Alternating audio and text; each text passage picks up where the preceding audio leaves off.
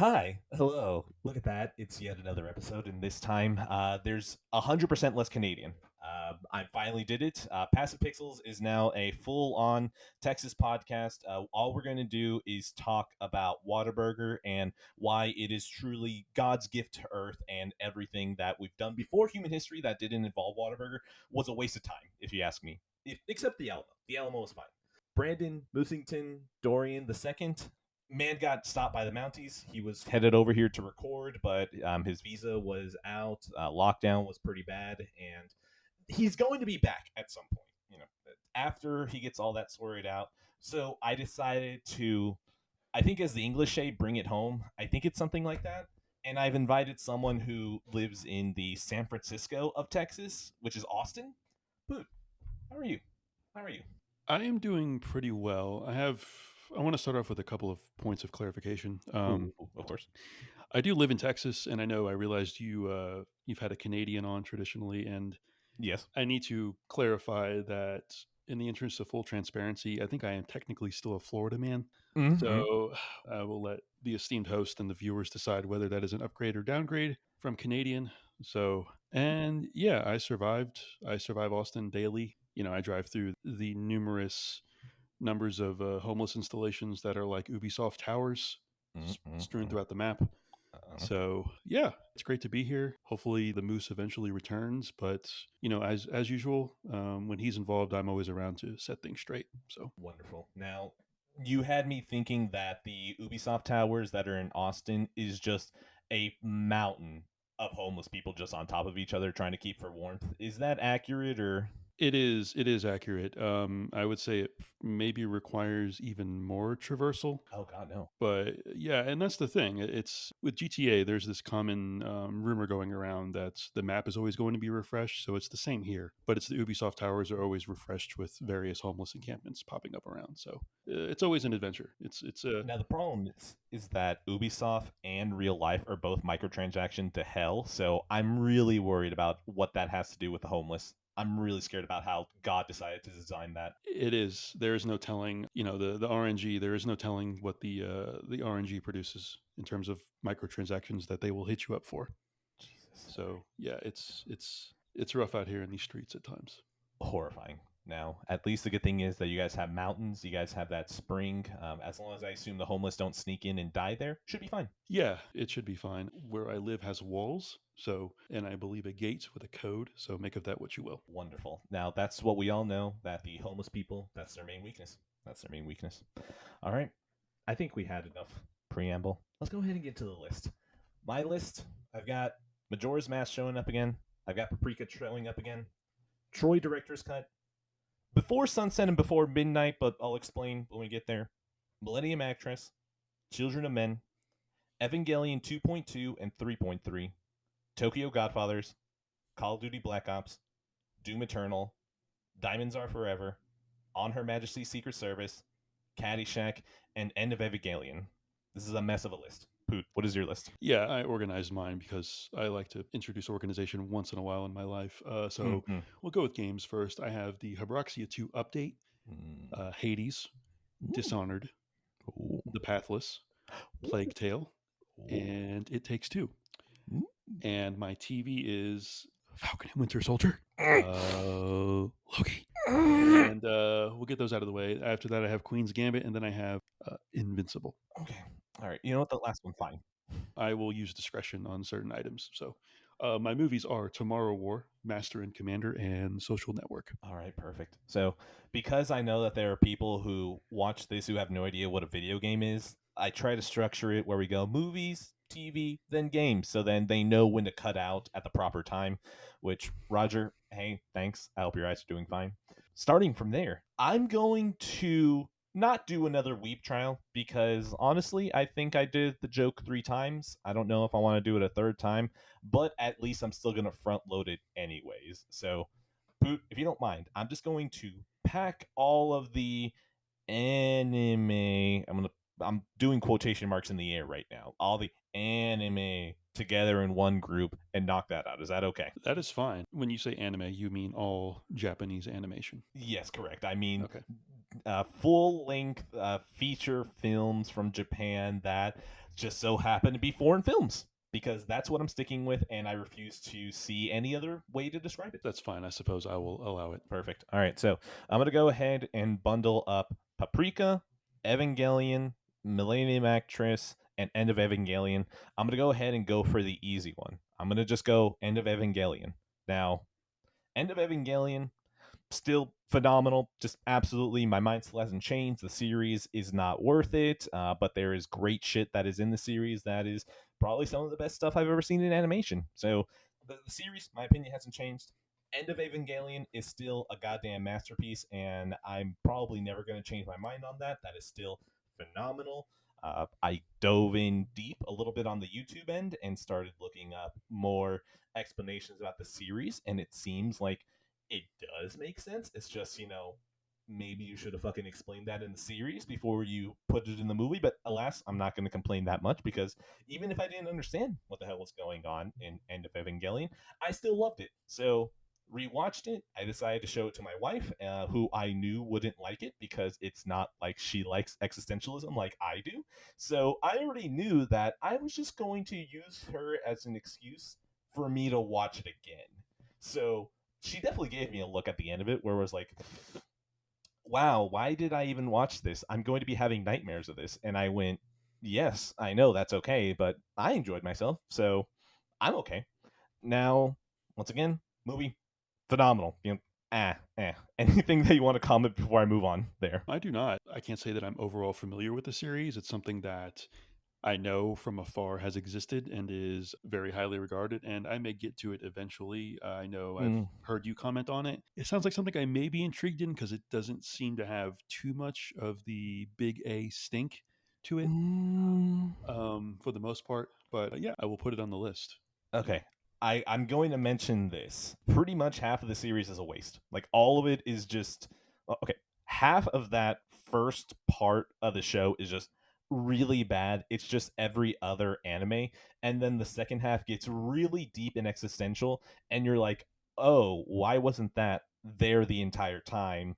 And directly from the second half to the movie, all of it is moments that Yoko Taro and Hideo Kojima saw this and went, yeah, I'm going to rip that off so hard and no one's going to notice. Or maybe they will and no one cares, because I know that I noticed and I know I don't care. So I can't give it a full recommendation. It's just something that if you go into, please do not attach my name to it unless you walk out positively. Okay, it seems like you've given a pretty fair description. Certainly, the Yoko Taro and Kojima name drops, as far as them lifting from it, is certainly very encouraging. What do you, if I may pick your brain, what do you think the pivot stems from? Have you researched that? Do you think it's a case of them just finding their stride, or is it like entirely new writers and creatives, or what do you think? So I'm pinning it more on the fact that the creator. So, okay, I did an entire episode where I talked to Dustin about it, since he's the one who told me to watch it. We discussed all of that, and through the minor bit of research I did before that episode, apparently the creator Hideki Anno, or Hideki Anno, one or the other, he was writing each episode one after another, and he was already in a bad place mentally before he even started the show. But then progressively, as he kept writing, his depression started seeping in, and once his depression started seeping in, it got really existential. Like, it is incredible the amount of just depressingness that is at the end of the show. I mean, the end of the show is, honestly, it's fucking art. Like, the last two episodes are some of the best animation I've ever seen, because it plays with the medium of animation itself, and it's fucking incredible. But like, I still can't ever recommend it, because even though End of Evangelion respects you, like, End of Evangelion is a masterpiece, a monster of a movie, but that first half just disrespects your time so much that I can't ever recommend it unless I know someone has a tolerance for that at the beginning of anime. Okay, that's fair enough. Yeah, I may give it a shot, knowing that from what you've said, it does eventually get better and pick up. I will admit, I generally have little patience for TV, right? Like, there's the saying that you should give most any television show 3 episodes Hmm, for it to really try to get its point across or to hook correct. you. But Yeah, I'll certainly give it a shot. I consider myself, extraordinarily open-minded. Yeah. For me, I am kind of lenient when it comes to TV. If they give me a pilot that gives me enough hooks where I can go, okay, this can get interesting. This has the possibility of it. I'll stick to it. But Evangelion asks you for half, and I'm like, oh, that's nothing here would make me want to keep watching outside of the fact that I respect Dustin's opinion, and he's the one who recommended it to me. Plus the fact that you've got the Nier and Metal Gear angle, which honestly, it took this trinity of things to get me through it. So was the Nier and Metal Gear angle, was that how Dustin pitched it to you as well? So he hit me more from the Nier angle.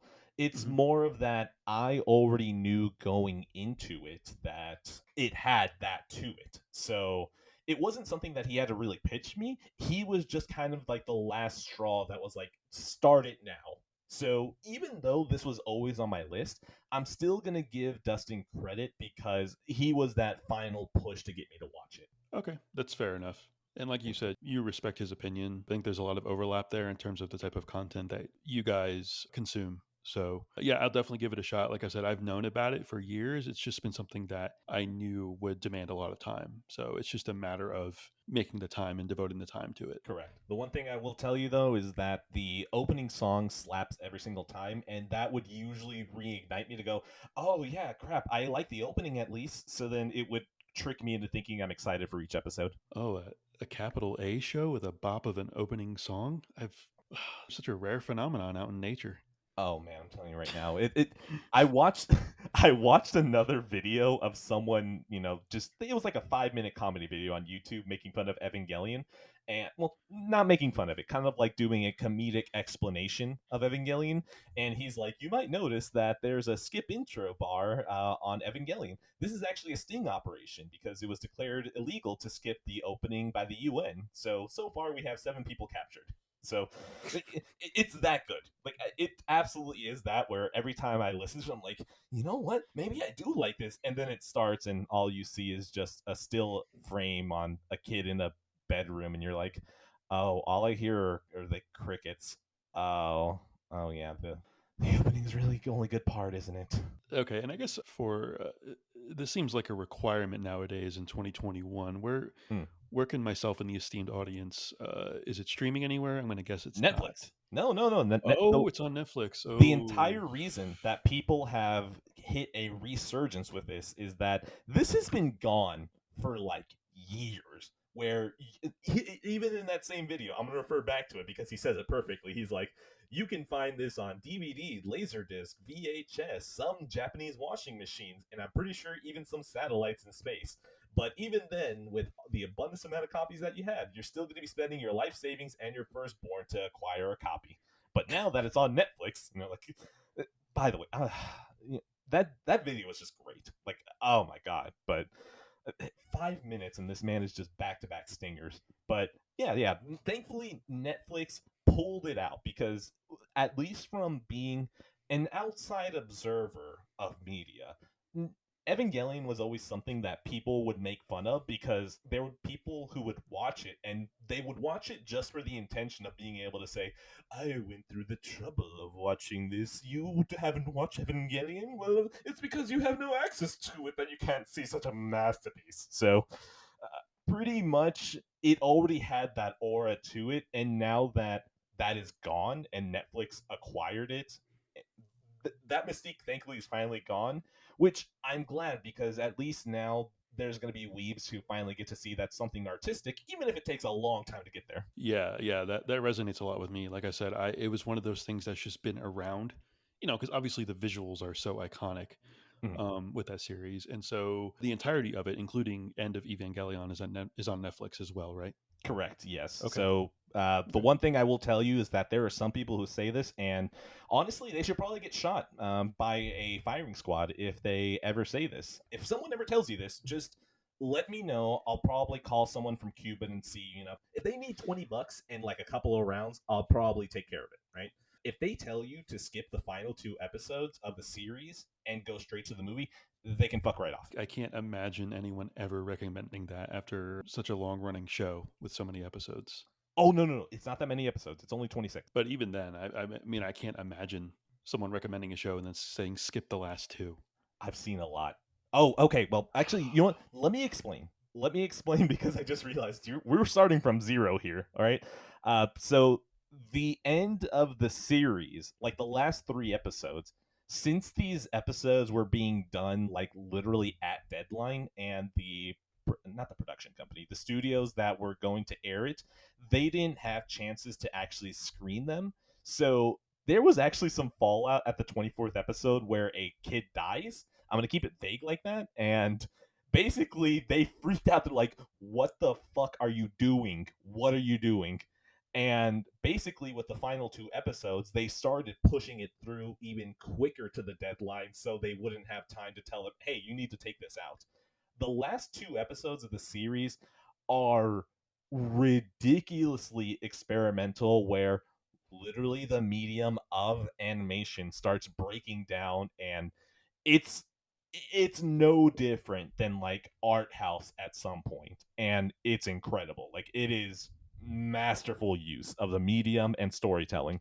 But I assume people weren't wise enough or cultured enough, if I may sound like a fucking douchebag, to understand the final 2 episodes are just a wonderful interrogation of the mental state of most of the characters and everything that they're going through. So I assume people were like, "Hey, I thought this was a show about big robots. What the fuck, man? Why are we going on a deep dive of emotions and I just want to see a robot punch something?" And you know what? They're wrong, because that was never what Evangelion is. You had the first half, okay? If I had to suffer for that, now you have to deal with the existentialism that I love in the second half. And those last 2 episodes piss people off to the point where they were sending death threats to the studio, no, not the studio, the production house, I guess, the production house that drew the anime. And at that point, they were pushed to make a movie to erase the final 2 episodes. Except the good thing is that they still technically work within each other. And not only that, the movie doubles down on weirdness even harder. Okay, you've just convinced me to add it to my Netflix watch Fuck. list. I think.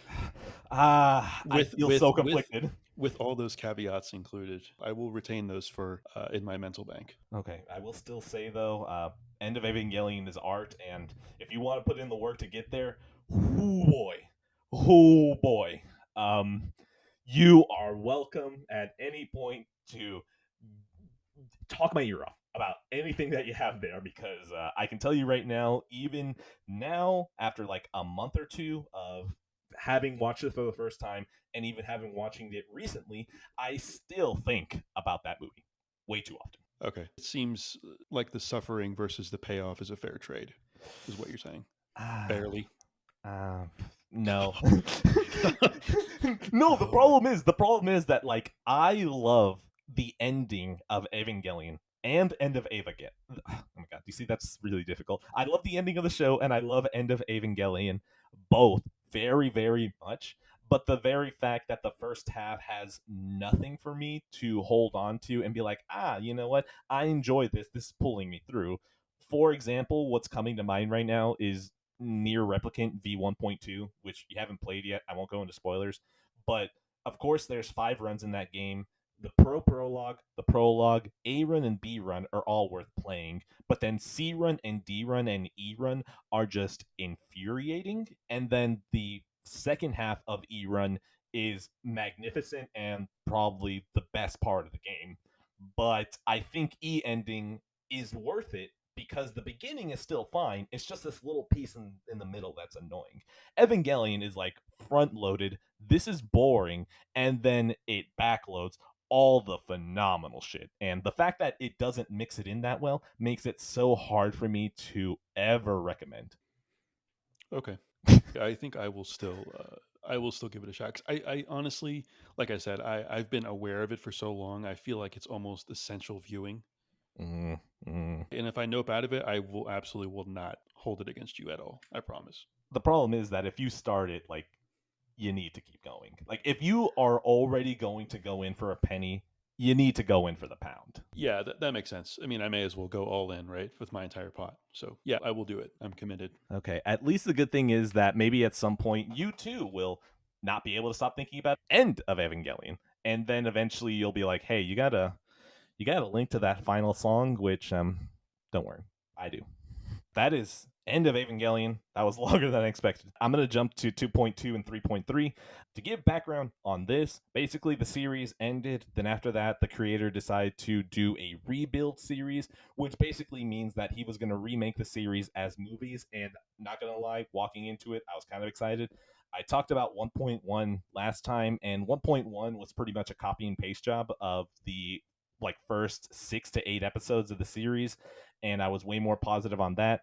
2.2 and 3.3 are quickly becoming movies that I was not expecting them to completely deviate from the original series, and I'm not gonna lie, I don't know how to feel about them yet. 2.2 felt like it was a bit more tropey with the way anime is. It definitely had some more interesting twists, but at the same time, the fact that it still had that more of an anime tinge to it, I was like, this isn't going the right way. But 2.2, I'm still okay with it, but it's gonna end up being the same thing that I feel about 3.3, which 3.3, that one definitely had more of a budget, so I enjoyed that one. But at the same time, it still feels like a middle chapter where I don't really know what exactly is going to happen. So far, I feel like a lot of weight is being put on the ending. So 2.2 and 3.3, if they have a good ending, I think these two will be elevated. But currently at the time, 2.2 is kind of weird. 3.3 is super out there, where I was like, oh, you're committed to the completely different direction. But at the same time, it still felt like, oh, you're going in this completely direction, but you haven't provided enough time for me to be able to digest all these changes. So far, the two of them, I'm okay with them temporarily. They're on my shelf, but if 4 drops the ball, I'm getting rid of both of them, and they're not on the shelf anymore. It's either getting rid of both of those, or I'm gonna get 3.0 plus 1.0 and put that on the shelf. Like it's no in between here. Okay. Yeah, I mean, again, I'm not going to pretend to speak about Evangelion. I don't know about it, but I will. Again, I'm gonna definitely check it out eventually. Mhm. Fair enough. Um, That'll work for me. No worries. I'll move it on. Okay.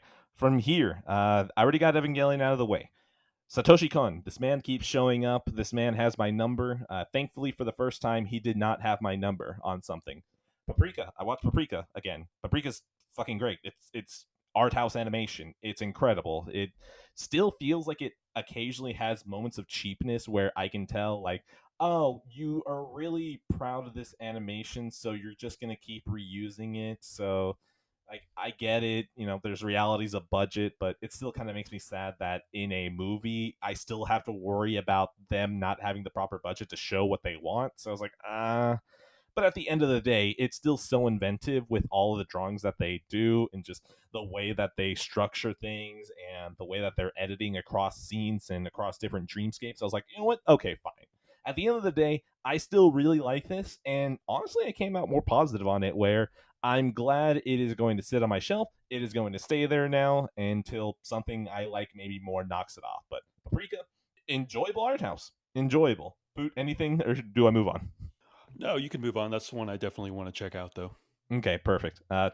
Millennium Actress.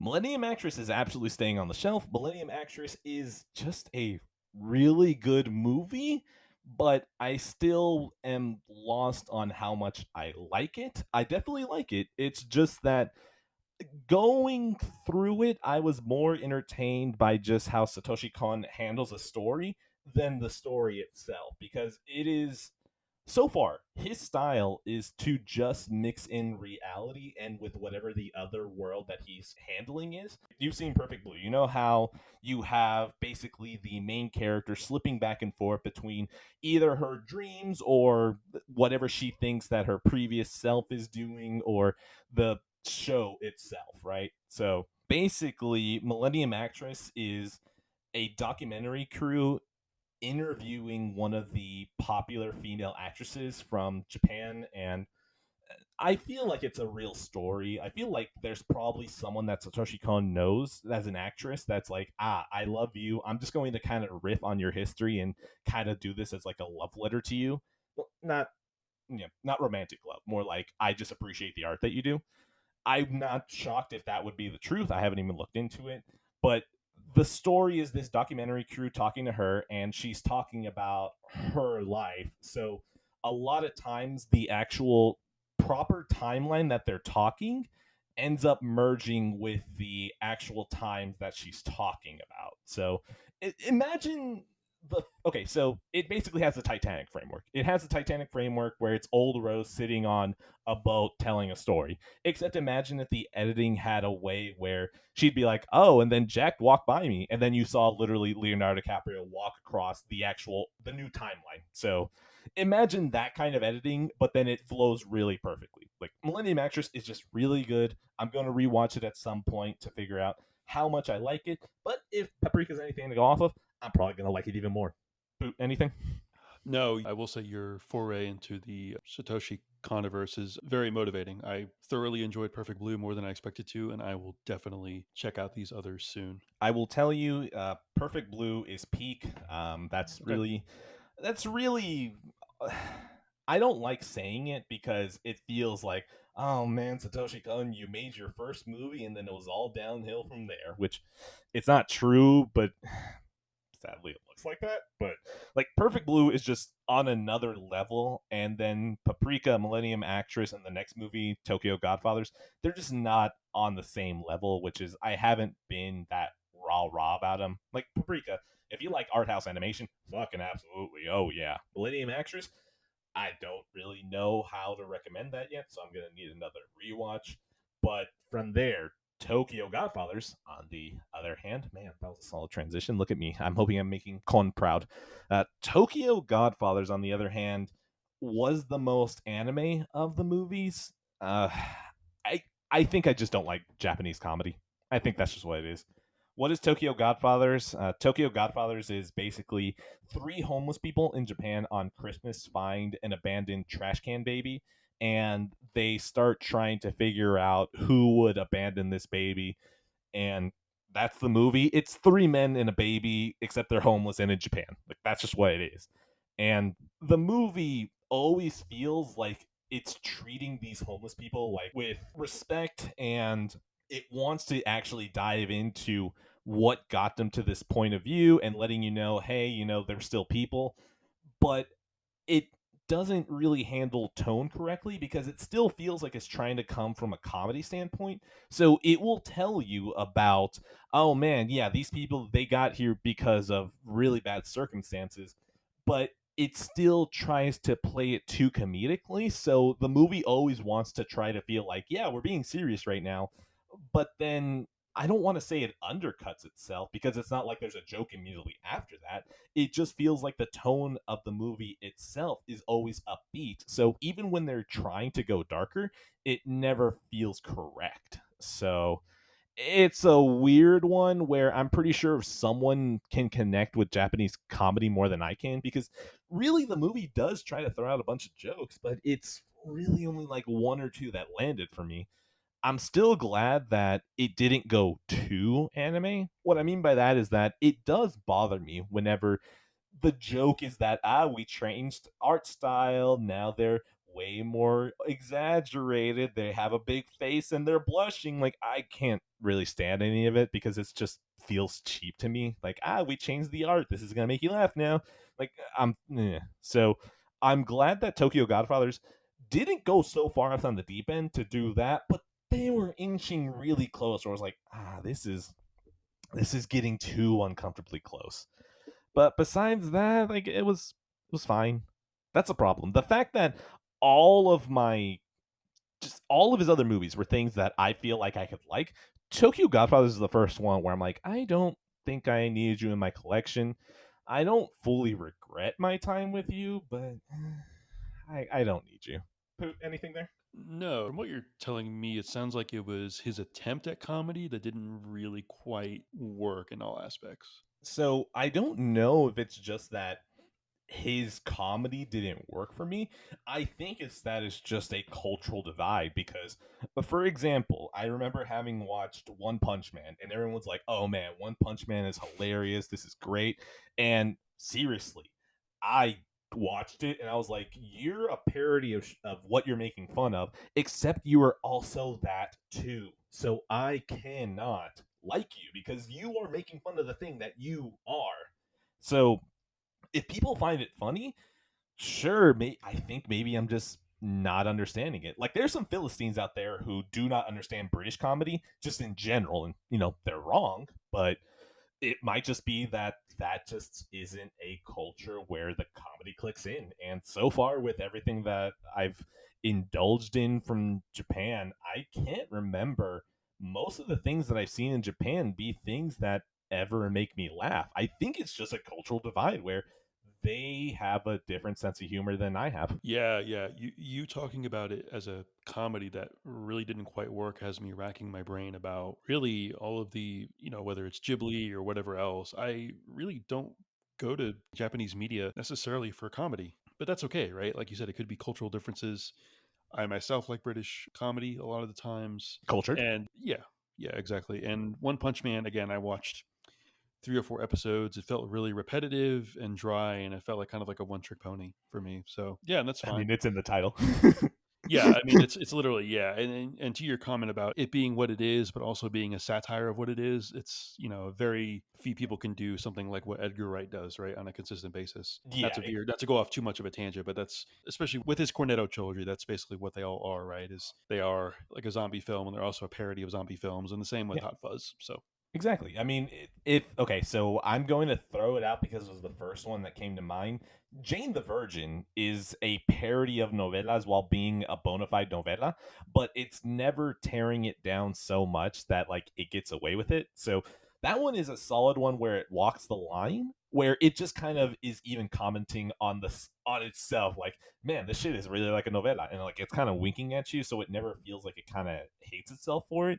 Uh, so One Punch Man, on the other hand, feels like it's making fun of shonen and ends up being just another fucking shonen. So that's the first thing that came to mind. The other one that came to mind was fuck, I lost it. Never mind. I'm moving on. um okay. So yeah, Tokyo Godfathers did not work for me. Oh my, no, no, no. No. I want to try and get it back. I want to try and get it back even if I have to cut the silence. Fuck. Oh, now I remember. Phil Lord and Chris Miller. 21 and 22 Jump Streets are a parody of 21 and 22 Jump Street, but they do it in a certain way where it still feels like it's respecting the fact that they came forward. I mean, the fact that you have them making fun of 21 Jump Street, but they were still able to get the original actors in for a cameo kind of feels like that's a sign off on them. It's like, don't worry, you're making fun of this, but that's completely fine. And like on the other hand, you have Into the Spider Verse, which feels like it's kind of making fun of Spider Man, but at the end of the day, it's coming from a place that loves it. Oh, the Lego Movie, that it's making fun of Legos. Like it's legitimately feels like it's making fun of Legos to some degree, but at the end of the movie, it pulls it all together. It's like, well, I mean, yeah, we're making fun of it, but at the end of the day, we still love them more than anything else, and what the connection that they can give across generations. Like Phil Lord and Chris Miller have that down to a T. yeah, absolutely. The word I think of is affectionate, right? Like there's a difference between kind of like an affectionate, playful tribute and then just going like full on satire of something, right? Like going on like a full on scary movie type of thing, for Mm-hmm. example. And yeah, like with the Lego movie, right? The entire kind of the premise is like you can't make a movie about Legos. Yep. And then they're like, well, fuck you, watch us. We're gonna do a silly song called Everything Is Awesome, Yes. and it's all gonna work because it's awesome because it shouldn't work and it does, and that's why it's awesome. So Exactly.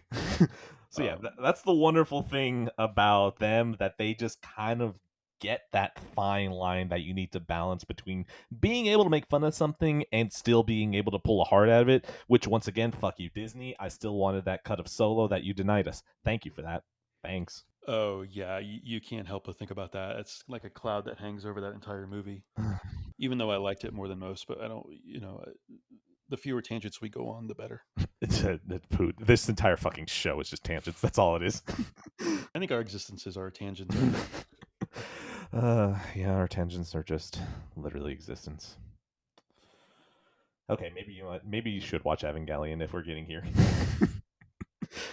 All right. Okay, then yeah, that's all I got. At least getting all of the anime bullshit out of the way. That's all. That's that. I'm gonna go ahead and just knock out two things really quickly too. Before sunset and before midnight, I'm not gonna talk about them. They're gonna get a special episode.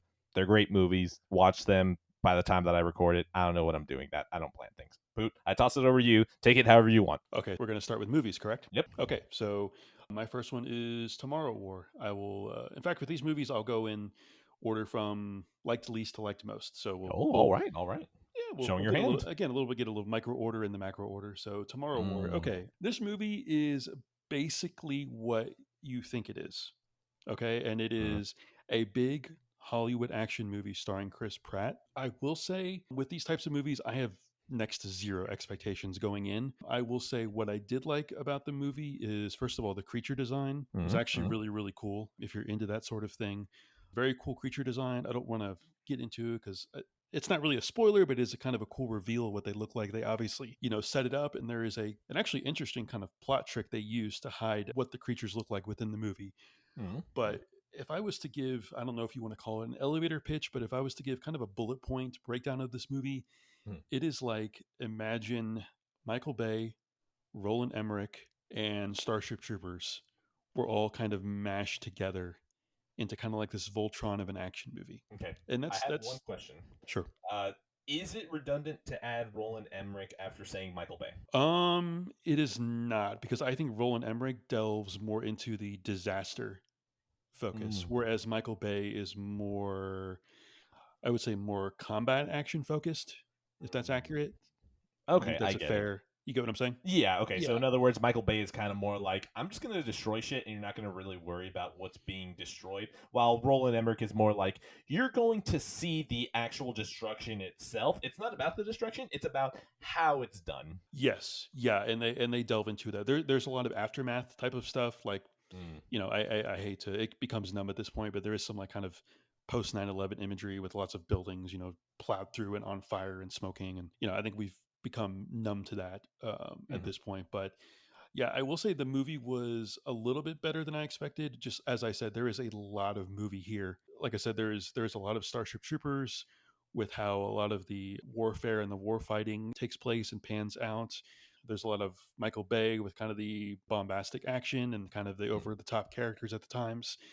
And the pacing, and thus the pacing is very, very odd. Like it felt like there were 2 or 3 movies in one. Like like J.K. Simmons is in this as like a crazy doomsday prepper. He's like fully roided up. You remember Stephen Lang from the Avatar, the Blue Cat alien movie? Stephen Lang, I can picture it in my head, but I don't know if that's he's the bad, he's the evil military guy with the mech. I'm over here. I'm a guy. Yeah, it felt like J.K. Simmons saw that and was like, "Yeah, I'm gonna one up that in terms of steroid usage and facial hair Wonderful. growth." Yes. Oh, that's beautiful. Yeah, that is a thing that is in the movie. Yeah, it's very good. There's people, there's characters that show up, and then they just kind of disappear. Yeah, there is a lot in this movie, and the ending is pretty good. It's okay. Yvonne Strahovski is in it, which I mean, hello, Miranda. I'm never gonna complain. Wait, whoa, really? Yes, she's in this movie too. Yeah, and I don't want to go into spoilers, but there's some again, given what I said about the Roland Emmerich and Michael Bay and Starship Troopers, there's some decent character work. They're at least trying, right? I think this will resonate with you. There is nothing stronger than the bond of family. That is what I will say. No, you don't get to do that. You do not get to do that. No, I'm not doing it. I'm not. I feel like I specifically now have to go out of my way to now shit on this movie. No, we cannot invoke the name of family. Vincenzo Di Celio is not in this movie, so I will exactly. confirm that. I need Vincenzo D'Azeglio. I need him to be in a movie with Leonardo DiCaprio just so we can get 2 Italian sounding names together on a poster. I don't care what the movie is. I just want that poster. Yeah, Vinny D and Leo D. That'd be a good buddy cop movie, actually. I think. Oh my god. No. Can you imagine Leonardo DiCaprio having to act beside Vin? Like, I Well, can't I could imagine. totally do it. Like it could totally be a good cop, bad cop thing. Like Leo's the big charmer, and Vin's like the kind of the guy that stands off in the corner, in the shadows. And Leo's like, you don't want to talk to him. You talk to me. I'm the good cop. And Vin, I imagine Vin has like a toothpick in his mouth, and he's kind of he's kind of glowering off in the corner. And I don't know. I'm just maybe I'll have a script drafted up by the end of the weekend. Who knows? Look, let's be honest, okay? Amazon and Netflix are all about, they're all out here just buying every single script that they can. If you have a pulse, you're getting greenlit. So let's workshop this a little bit. What if, I like the idea that you have.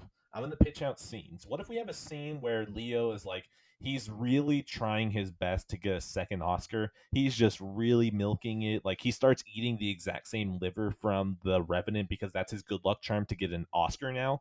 Like, he's really chewing it up, and then Vin just goes over and is like, "Yeah, you need to work." Vin isn't even talking like Vin. He's just doing a Rocky impersonation because he knows that Rocky could get you a nomination. He's like, "Yeah, you need to worry about your matchup coming. You need to worry about your pills." Like, whatever he's doing, where can we fit this in that movie? I don't know. I mean, now that you mention it, I don't want to veer off on a tangent inside of a tangent, but Tangent is tangents. We go yeah, for I tangents. mean, Vin could totally do like the kind of organized crime collector enforcer into a boxer, right? As you mentioned the Rocky Oh. imitation, he could totally pull that off. Oh, okay. So Yeah. now the question is, do we have a moment where basically, Yeah, I was yeah, thinking. So Vin obviously is known for the cars go fast, fly through air movie. yes, one totally. And Leo has that famous scene in Wolf of Wall Street where he's hopped up on Mhm. the ludes Oh, and he is yes. like dragging himself. And Leo is dragging himself. It could be on ludes or PCP, who knows, whatever. Use your Ooh. imagination.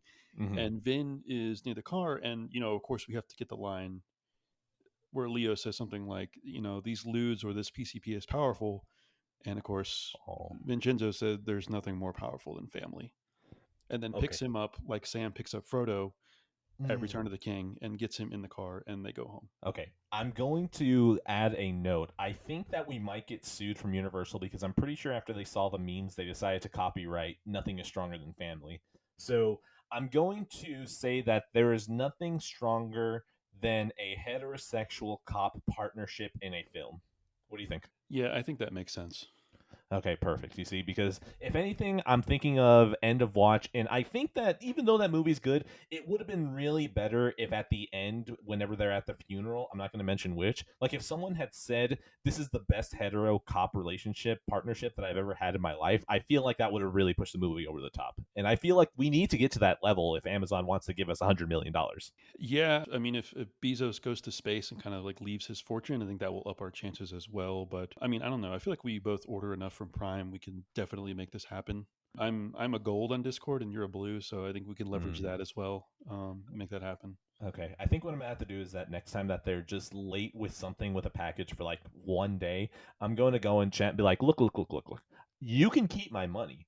I just need to get a meeting with Bezos. All right, I've got Discord, I've got Skype, I've got uh, Facebook Messenger. Like, you just tell me how we can get this meeting, and I'll get it done. Yeah, and I have Twitch as well. Oh, And I use Twitch Prime. I use Amazon Prime Video.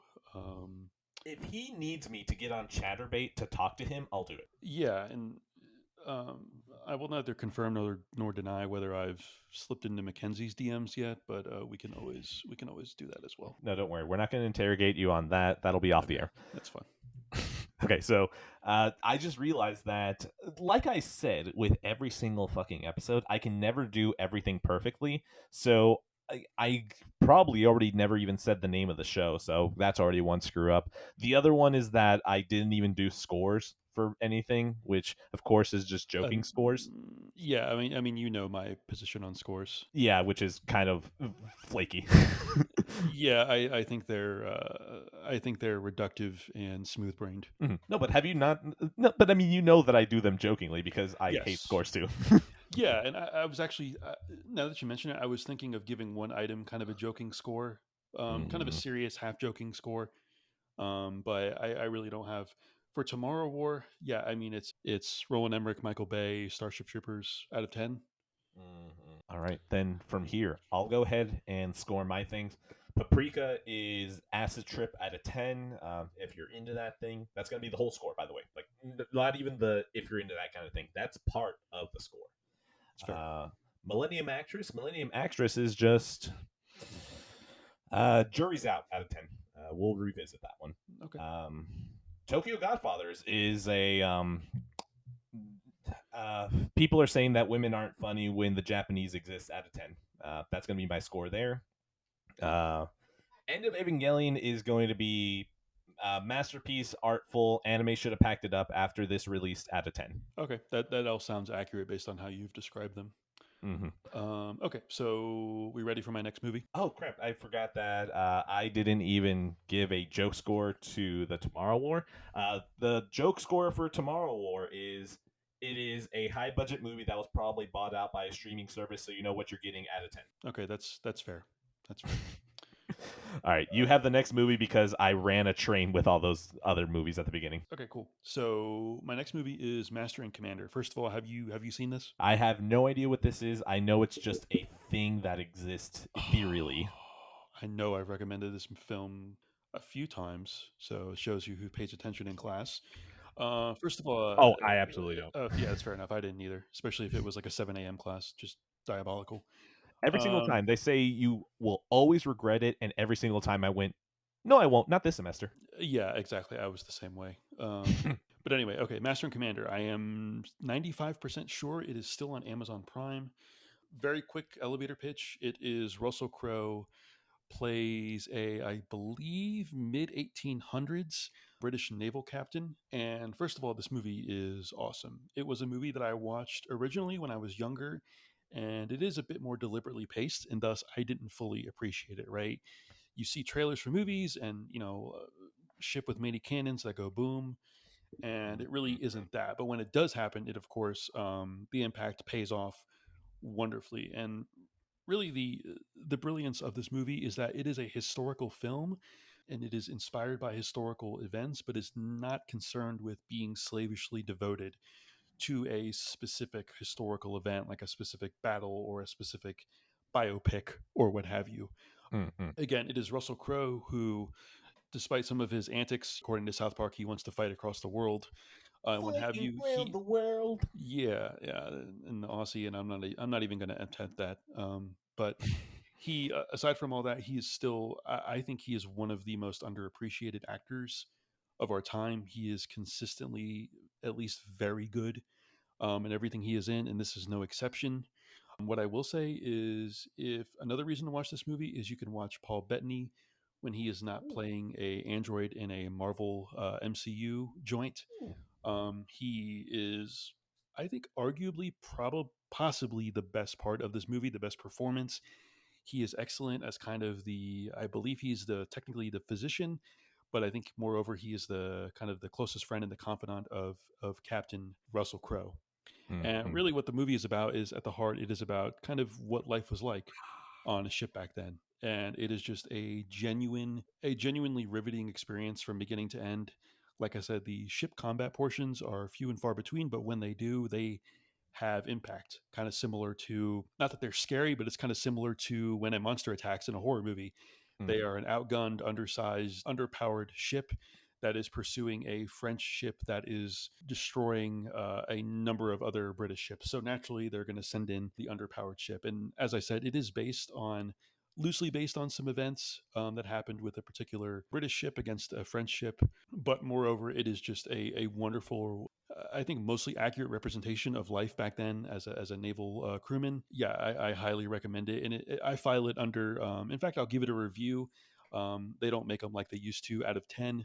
Mm-hmm. Again, it is on Amazon Prime. Let's see, anything else that I can think of for this film? Oh, yeah, I guess I can plug this YouTube channel. If you look up History Buffs, the YouTube channel, they do a review of this movie and they echo a lot of what I've said. In fact, I've more accurately, I've echoed a lot of their observations. So watch the movie, watch that YouTube video about it, and it's just a wonderful film from beginning to end. I went through a ride here because I decided to Google it, right? I was Yeah. Googling it, I pulled up the Wikipedia page, and let's count this 1, 2, 3, 4, 5, 6, 7, 8, 9, 10, 11, 12, 13, 14. It took 14 words into the Wikipedia page where I immediately opened up another tab and tried to check where I could buy it. The reason I mentioned that is that, so keep in mind, Master and Commander, The Far Side of the World. That's Mhm. already a couple of words. Yes. Is a 2003 American. That's all the words. That's 14 words right there. I saw Epic immediately after, and I went, fuck yes. Absolutely. What do I need to do? Yes. Not only that, I also saw at the bottom, this is the Game of Thrones to Breaking Bad. What do I mean by that? Uh, Breaking Bad was dominating just the Emmys every single year that it would show up, and it just so happened to be airing during the best seasons of Game of Thrones. So Game of Thrones was basically snubbed out because Breaking Bad was there, and Breaking Bad was sweeping everything. So the reason I mention that is that Master and Commander is the Game of Thrones to the Breaking Bad that was Lord of the Rings Return of the King. Yes, and That's rough. I think there are some parallels there in that Breaking Bad and Return of the King certainly got awards for the overall achievement and the Yep. sense of escalation, right? Yep. Like the last two seasons of Breaking Bad are just peak tense television, right? For the Yep. most part, from beginning to end. Especially, I mean, the last season of Breaking Bad is just, I mean, it's just a masterwork in tension, right? Yes. Whereas I would argue Game of Thrones, obviously not the peak tension is when the show really hit its peak and its stride. Mhm. But I mean, season 3 and 4 of Game of Thrones, I think, are about as good of, especially character work in television that you're Yep. going to get. Correct. And those seasons were the ones going against season 4, 5, and 6 of Breaking Bad, which is rough. Yeah, yeah. I mean, what are you going to do? I mean, I don't think it's diminished anyone's opinion or respect of those seasons of TV, especially given in light of certain most recent seasons of Game of Thrones, shall we say, has made people Mhm. appreciate them even more. In fact, I have a couple of friends that are rewatching Game of Thrones, and they're just throwing out random quotes to me, and I'm like, yeah, I know about where you are in the show. But the last thing I will say about Master and Commander, it is based on a book, Hmm. I recall. Disgusting. Yeah, I know it's a 4 letter word.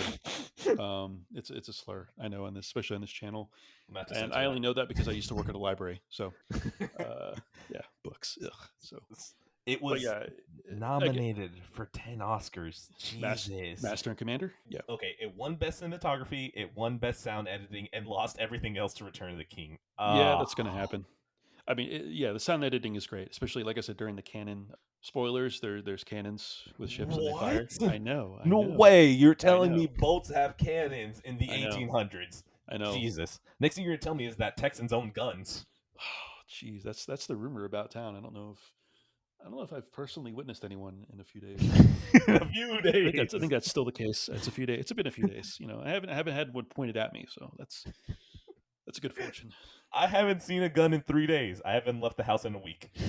Yes. Are you really even in America anymore? Well, like you said, it's the San Francisco of Texas, right? So Okay, yeah, that's true. I forgot about that. yeah, Okay, now continuing the down spiral that I had as you were talking, it hurt me. It absolutely hurt me because as soon as I saw Epic, I was like, okay, Master and Commander 4K. Oh, it's just the Blu-ray. Oh, okay, that's a shame. When is the 4K coming out? Wait a minute. Who put this out? 20th Century Fox? Miramax? Oh no. Oh no, the mouse is never going to release a 4K of this, is he? He's never going to. I I don't want a Dolby know. Atmos track. I want a Dolby Atmos track for an Epic movie. Why can't you give me that? Yeah, I mean, I think it's I believe it's PG-13, correct? So maybe there is a small chance. I don't know the Miramax Oh, thing. no way. No way. Is this movie doesn't feel like it would be a PG-13 one, is it? It Oh, it it is. pushes the border. Yeah, I think they didn't want to make it R. You know, there's a big boundary in terms of marketability there. Oh, it got Um, Titanic? did it? Probably. I mean, like you said, it's an epic. I'm sure it costed a lot of money, so they didn't want to barrier off people from being able to watch it in theater. Yeah, apparently I don't remember where I heard it. Now I remember.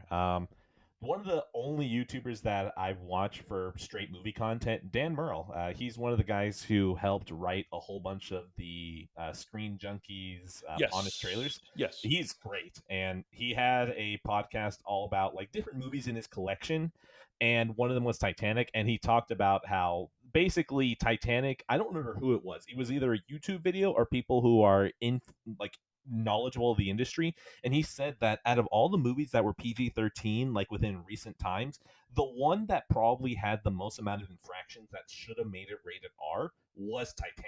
So yeah. I mean, the draw me like your French girls alone, right? You're like, wait, is this PG-13? How did this happen? so apparently they said that it wasn't even really the boobs that did it. Like they just said like the amount of violence and the amount of just carnage for the dead bodies afterwards was like, yeah, that should have been the R. Like apparently the way that they argued the boobs thing was that like, well, it's not sexual, it's done for artistic integrity, like within the actual context. So they're like, oh well, Yeah, fine, you can sneak by. and I wouldn't put it past James Cameron to literally show up and burn down the entire MPAA. To be honest with you, I that's mean, totally something I imagine him doing. I don't think that he would use fire. I think he'd be offended by it. I think he would try to like call in a couple of favors from Poseidon, like when he's down there looking for more wreckage. He's just like, "Hey Poseidon, I need to find this ship." You know, they have a bit of a back and forth, and he just asked Poseidon, like, "Hey, I'm making this movie. You think you can threaten some of the MPAA?" And they're like, he was like, "Done, gotcha." Yeah, Poseidon said, "Say no more, fam," and get the job done. But yeah, I'm I mean, sorry. there. In my head, I'm just thinking that James Cameron's like, at 7 p.m., I need all of these names to choke on the same glass of water. And he's like, I got you. Totally. I mean, if one person can do it, it's James Cameron. Without a doubt. I will. That is one man I will definitely not cross or Never get on the doubt bad James side of. Cameron. Yeah, no. But anything else that I can recall from Master Commander? No, I don't. Nothing else I can think of. Did you have any questions for me? Are you sold? Did I do a good enough job? No, I'm already sold. I Okay. just hate Disney, and I'm going to stupidly and stubbornly wait for hopefully a 4K version that gives me Dolby Atmos. Yeah, I would. I would buy that. I'm gonna go ahead and give it a score. That's the thing. If you want to do a real score or a joke score or a real joke score, do whatever you want. I already gave it, like you Oh said. yeah, You you're looked it right. up. It was epic, and I said they don't make them like they used to because they Oh don't. yeah. Yeah. Yeah. Okay. My score is going to be fucking Disney. Put out the 4K, you cowards, out of 10. I think that could probably be a common score based on how much material they've bought. So Very much. Wait. Oh my God. This director did Dead Poet Society and The Truman Show. Oh.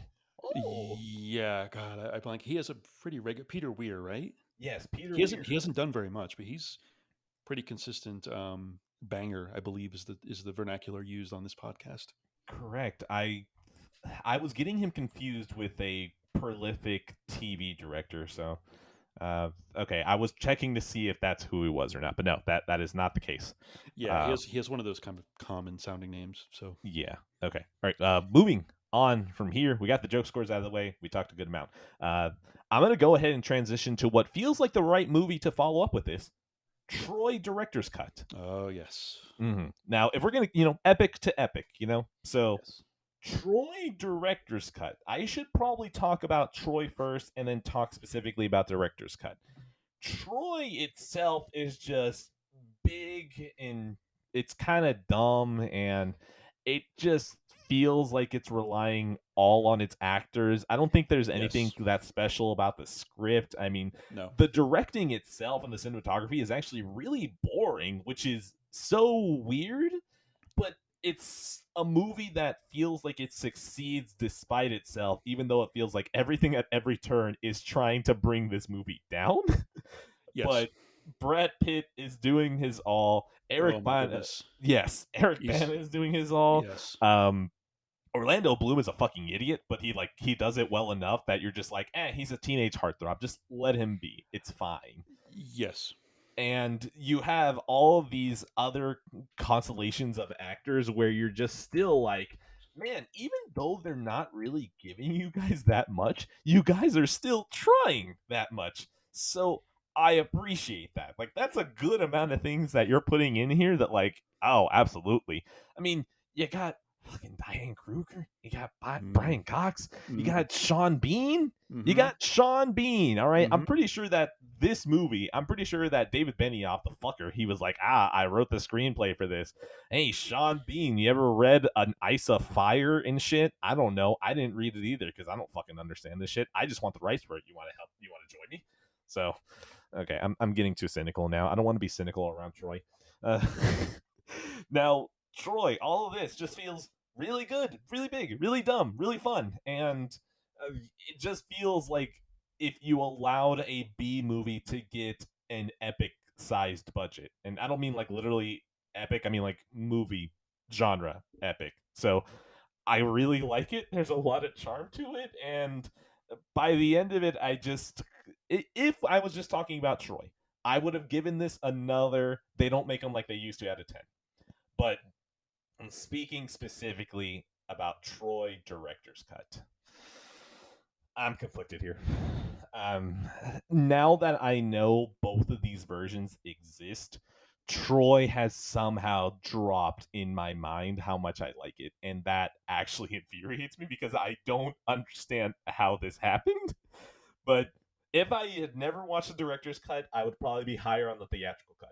But there is good stuff in the director's cut, and there are some egregious shit that is in the director's cut that they changed that bothers me so much to know that there is no definitive version of Troy. Like, at least with like Blade Runner or something, like you look at that, there was like 7 different versions, and everyone kind of goes, yeah, if you go for the first director's cut, that's probably the best version. Don't go for the final cut.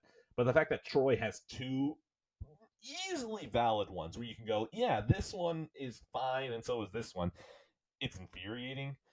There's more scenes with Brian Cox to flesh him out. There's more scenes with Eric Bana and Orlando Bloom. I don't mean together, I just mean scenes of them. There's more scenes of Sean Bean. Like, there's more scenes of all these good actors giving a little bit more to do. But there's also something really insulting. They changed the music. It sounds like they rescored the whole thing. And I don't know who handled it. I don't know who handled the music for the director's cut. All I know is that if okay, the original one was scored by James Horner. Now, James Horner, God bless his soul. Like he's dead. He's a magical man. I Yeah, love him. underappreciated. Yes, exactly. Like, look, Titanic. I love Titanic, and part of it is the score, and James Horner did the score for that. I really like Titanic. And the original movie for Troy still has that, and I really like his work. Why the fuck would you touch that? I don't know who scored the director's cut, and if it was James Horner, why would you do that? Why? I'm going to be very nice to James Horner. You've done enough work that, you know what? Why would you do that? I'm going to be very nice to you. If someone else came in and decided to touch James Horner, fuck off. What is wrong with you? Quit. Just quit. I never want to hear from you again. I never want to see your face on any single movie. If I see your name in the credits or something, I'm just going to judge you so harshly that it's probably going to ruin whatever movie I see you in. Get bent. That's how I feel. So, all of that. The music for the music changes didn't really click to me until you had the moment when Eric Bana and Brad Pitt were fighting each other, because you got the like, it's just this very quiet kind of like, it's not bongos. Is it bongos? Actually, no, it might have been bongos. So you've got this very quiet, just bongos, and every single hit, they pull out the big timpanis for each hit that they land, and I'm like, oh, yeah. Like, this movie understands that this is already so fucking epic that you don't need that much music. You just need, and then you need to accentuate every single hit. In the director's cut, it sounds like it's Gladiator, and it was pissing me the fuck off. Like, it sounded like it was like, like, it just sounded so overblown. I'm like, this is already epic. You've been building up these 2 characters for 2 hours, and now we get to see fight each other. You don't need to make it this big. Please stop. And I remember that I was telling my wife, I was like, this isn't right. This isn't right. And once we finished the movie, I looked it up on YouTube just to be sure that I wasn't imagining things, and I wasn't. Like, the original song was better. And then I started watching the rest of the movie through that point of view. I was like, oh my god, you changed the music. You're making things worse. Why? But I was ready to just be like, this movie is worse. Even if you have the extra scenes of all these characters and these actors getting to do a little bit more, I was ready to just be like, the director's cut, I'm ignoring this. I'm going to sell this off. I'm going to buy the original one because the original one is better. However, that was before I saw a Greek man grab a Trojan baby and throw it at a wall twice. Now, So I know you'd mentioned this.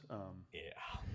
Okay, I did a little timeline here. So you mentioned that scene. I think what happened was they saw the Return of the King scene where they, lob the Gondor soldiers' heads over the wall.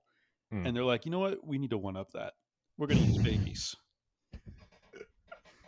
That's what I think. Because Return of the King came out, a few months Probably before a year abouts. Yeah. And I think they're like, yeah, let's one up that. And the studio was like, you know what? Yeah, we're not going to, I know this is R-rated, but we're not going to chuck babies at walls, so that's what I think. I was so completely thrown off because at this point, like I said, most of the director's cut has just been a little bit of additions to flesh out the characters. So Yes.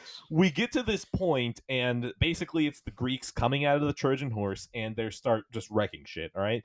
And what really tipped me off was the first time was that the Trojans were running away, the Greeks were running after them, and it's just this wide shot of an intersection, and the Greeks are starting to really wreck shop. And then eventually I see a Greek guy pick up a Trojan woman by basically her legs, and it's like, oh yeah, she's probably gonna get raped. Like that's probably what's gonna happen. And then I was like, okay, now cut away. Oh no, we're not cutting away. We're just gonna stick on this wide. Oh no, there's a second Greek man about to rape her. Oh no. Oh, okay, is this where the director's cut is? Oh, okay. And then eventually it just started escalating from there where the Greeks made a man front flip into a noose. And I was like, oh my, oh, they're trying to get style points now. Oh my god, oh my god, they're really going for the high score right now, aren't they? And it just kept escalating from there. Like they just were so brutal. There was the moment that I could not help but laugh, and my wife was just horrified because like hours before we watched this movie, we were with like I think it's her baby niece and baby nephew. They're twins, so she was holding babies not long ago, and this Trojan woman just has a Greek man rip the baby out from her, and he grabs the baby and just throws it into the room that he pulled her out of, and she just has this blood curdling scream, and I just start laughing because I can't believe what I just watched. And my wife is looking at me with tears welling up, like, did they just throw a baby? And I'm just looking at her, cracking up, like, I think they did. I think they threw a baby. And even before we got to be able to pay attention again, they threw another baby. Like they showed a completely different Greek man throwing a different Trojan baby. And I was like, oh my god, they're doing it. Oh my god, they're really doing it. And at that point, I was like, I think I love this. This is horrible. This is horrible. This is probably what's going on, really, when it got sacked. I love this. This is incredible. Oh man, I almost want to look up the background because I did look up the background of the music. And it seems like they fired No. whoever did the music originally, and they brought in Horner, and he did the Oh, score okay. that we know within like 4 weeks. Okay. So it did play out as I suspected. Apparently, it screened like the director's cut, whatever the hell you want to call it, and among those cuts was literally the composer. And so they brought in James Horner to do the score for I believe, what we currently know now as the traditional cut of the film. But as far as, and I think the babies thing is just like, yeah, we're not gonna. I'm surprised it actually got released at all as a director's cut, but maybe they just said, "Fuck it, we don't care." I mean, they were probably like, we don't have to pass by the MPA with this. Then yeah, absolutely, put the throwing babies back in. Yeah, that's a good point. Do you have anything more to say? I actually had a few things to say about this movie. No, you go for it. You go for it, and then we'll bounce back and forth. Yeah, so this was actually the first R-rated movie that I saw on my own. Oh. Yeah, so it's always been kind of special to me in that respect. Yeah, and it was just I didn't appreciate the true stacked acting cast. Like Peter O'Toole's in this movie as King Yes, Priam, he's and I didn't really know who incredible. Peter O'Toole was, but he was like Same. acting the shit out of everything, and you're like, oh, it's the Lawrence of Arabia guy, of course. And then, like you said, Brendan Gleeson and Brian Cox are just there playing brothers. Um, and you mentioned Orlando Bloom. That was a good meta casting. Like, of course, he's going to be this little kind of wimpy guy because he is, like, in terms of physique and everything. He really kind of Mhm. is, and he looks like it, right? He's a good He's the casting. heartthrob. Yeah, he's the heartthrob, and I mean, Diane Kruger was. Look, That's it. I'll pick up for a second. The director's cut in Wikipedia says, for instance, the love scene between Helen and Paris was reframed to include more nudity of Diane Kruger. We can move on from that. Continue. I have no comment on that. Moving on. Yeah, and I mean, to cap it off, Eric Bana is really good. That was probably my first discovery of him. But Same. I mean, to cap it off, Brad Pitt in this movie. I mean, he is just a tour de force. And you had mentioned the acting carries it. The acting literally carries it, like the people pulling the Trojan horse into the city of Troy. And Yes. in this case, the horse is this big dumb movie. Brad Pitt is oddly quotable in this movie. I Yeah. think in the beginning when he says, what is your name to the kid and blah blah blah blah blah, and the kid says, I would never fight a man like him, and he says, that's why no one will remember your name. Just he He's just fucking devastates that kid. I'm pretty sure that kid is now high on opium. Well, okay, not now. He's probably just literally bones. But like 10 years forward after that moment, that kid is high on opium because he realized that Achilles said is never going to be remembered. Yeah, I mean his soul. Probably left his body in that moment, right? Like Yes. immediately. But just his kind of like antagonistic nature with Agamemnon, they just despise each other, and he's just kind of there, is mostly bored. And then probably my favorite quote of his is when he's about to fight Hector. And I'm pretty sure this is lifted from the source material, which is not. It's not a book. I believe it's called an epic.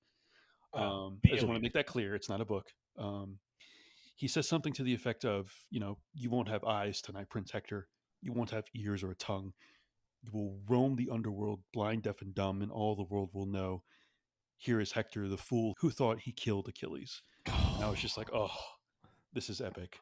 And that fight is actually legitimately good too. Yes. Never watched the director's cut version. No? Oh, because of the music. Yeah, no, it okay. The fact that we've both seen the theatrical cut means that we're like, I know for sure I could not escape it, and it was dragging the movie down for me.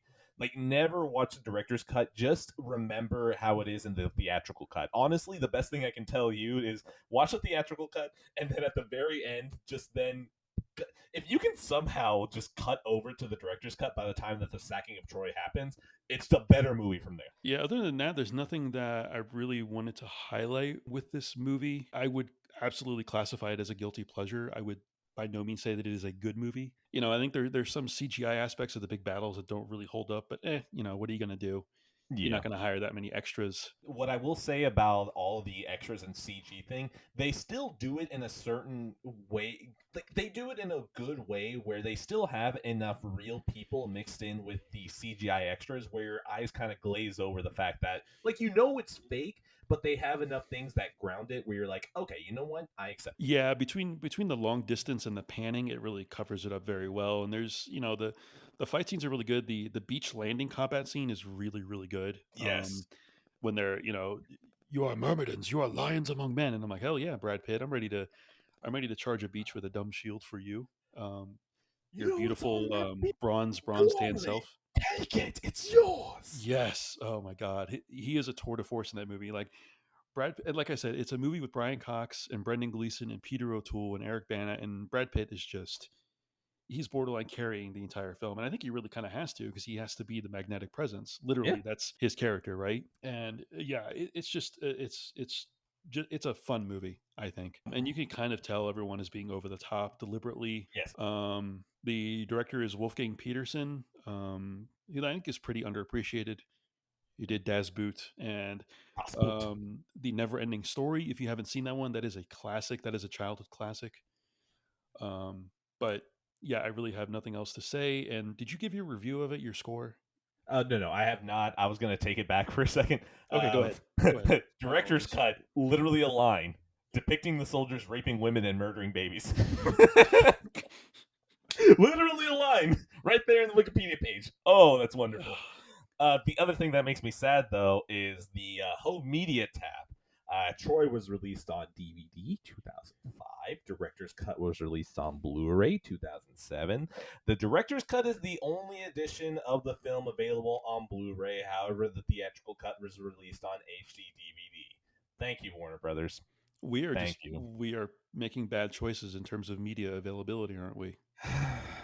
Look, I can accept it's Blu-ray, but fine. It Fuck it, hurts me already. I'm just gonna say it should be in the Criterion collection. That's all. Woo! If that's what it comes down to, then that's what it comes down to. Oh, Brad Pitt, make it happen. Is Brad Pitt even in the Criterion collection?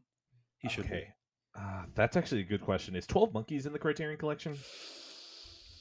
I think it is, actually, now that you mention it. Okay, because that feels like that would be his best bet to get in. The Curious Case of Benjamin Button. You know what Brad Pitt should. I mean, we can. I don't know if you've ever seen this film, but the Assassination of Jesse James by the coward Robert Ford.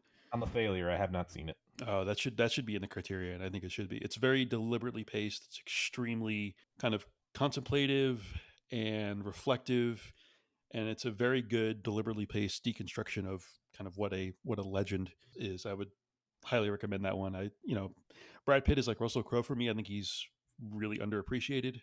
He's supposedly the smelliest actor in Hollywood. That's a little tidbit of trivia. But despite that, I think he is underappreciated. Okay. Generally speaking. I didn't know Brad Pitt was in The Tree of Life by Terrence Malick. Terrence Malick. I mean, we could. I don't know. His stuff just really isn't for me. But I need to figure out where I stand with him. I think everyone does. I think even people that are fans of his think that he does. like even people think that he's still a little pretentious or what? Oh, a little? Yeah. I mean, he's pretentious in the dictionary. Yeah, his face is going to be there without question. Okay, fair enough then. Okay, noted. I'll probably try Tree of Life because to invoke his name again, Dustin once again, he actually really loves that one, and I'm like, huh. Well. Oh, that's right, he does. That is definitely one of his more divisive films, which is saying something. I'm still gonna give it a shot. Like, I still want to try it. He did Air Force One. Wolfgang Peterson did Air Force One. Okay, I have watched a movie of his then. Yeah, and you got to see Neverending Story. That is a classic. I will consider it because I know that there is something that's very sad that happens in it. So I would love to see my wife cry. That is a seminal moment in many a kid's childhoods, and that's what has me excited to watch it. We talk about lessons in life not being fair and cruel. That is an example of that. That was a formative experience for a young Poot, without question. Okay, I'm gonna wrap up Troy now. The ending does have a good little epilogue with the Trojans leaving Troy. It's actually pretty good. It kind of annoys me that they cut it out of the theatrical cut. And another thing is that they CG'd Brad Pitt decapitating a dude instead of slicing his throat at the end of the movie when he's saving Briseis. So that was weird because by the time that I get to the end of the movie, I was so desensitized to so much of the violence, and I was like, okay, I understand what's going on here. And then I see Brad Pitt. He still has the same motion as he does in the theatrical cut, except now the man's head fucking flies off like 10 miles away. And I was just like, you know what? Fine, whatever. Okay. Yeah, I think given that more kind of intimate moment, I think that would have been a little bit ridiculous. But I mean, it is after babies getting thrown into whatever, on walls, into abandoned on fire huts. I think it would fit. But yeah, I think that's a sensible cut. It was still a really dumb choice. I still think it was a really dumb choice because even getting there, it felt like everything else that's been like super violent felt like it fit in to some degree. This was one where I was like, he didn't really need to do that. You could have just kept his throat slit. Like, there's a lot of throat slicing in this movie. You could have just kept it like that. Yeah, I would agree. I think it was just a case of, the director or the special effects or someone just being overindulgent. Yeah. Quite possible. That's the message with this movie. Overindulgent. Oh yeah, I mean, you can get away with that with the actors involved in terms of them being overindulgent, but yeah, sometimes you just need to rein it in just a little bit. All right, I'm gonna go ahead and give Troy a score, and we can move on. Troy, I'm gonna give a score of overindulgent out of 10. Did you give it the same score? Oh wait, no. Okay, you know what? I'm gonna do two scores because I did talk uh Okay. theatrical cut. Uh, okay, so director's cut, I'm going to give it a score of no one will remember your name out of 10. Theatrical cut, I'm going to go ahead and give that a man. I really shouldn't have watched the director's cut and ruined this for myself out of 10. Okay, I can't score the director's cut because I haven't seen it, but my score for Troy will be Sean Bean actually survives out of 10. You're right. Oh, wait. I I want to know. mention that. I want to mention that because apparently the idea was that they were going to do more stories about the Iliad and the Odyssey, and they were Yes, going to use Sean Bean as the connective tissue. And I'm sad that we never got that. I am too. I think he may have been a little bit old, but I'm not sure. I'm not up with my Greek mythos, believe it or not. But Mm-mm. Mm. yeah, What are you talking I about? There's a don't. new chapter every week. Oh yeah, totally, totally.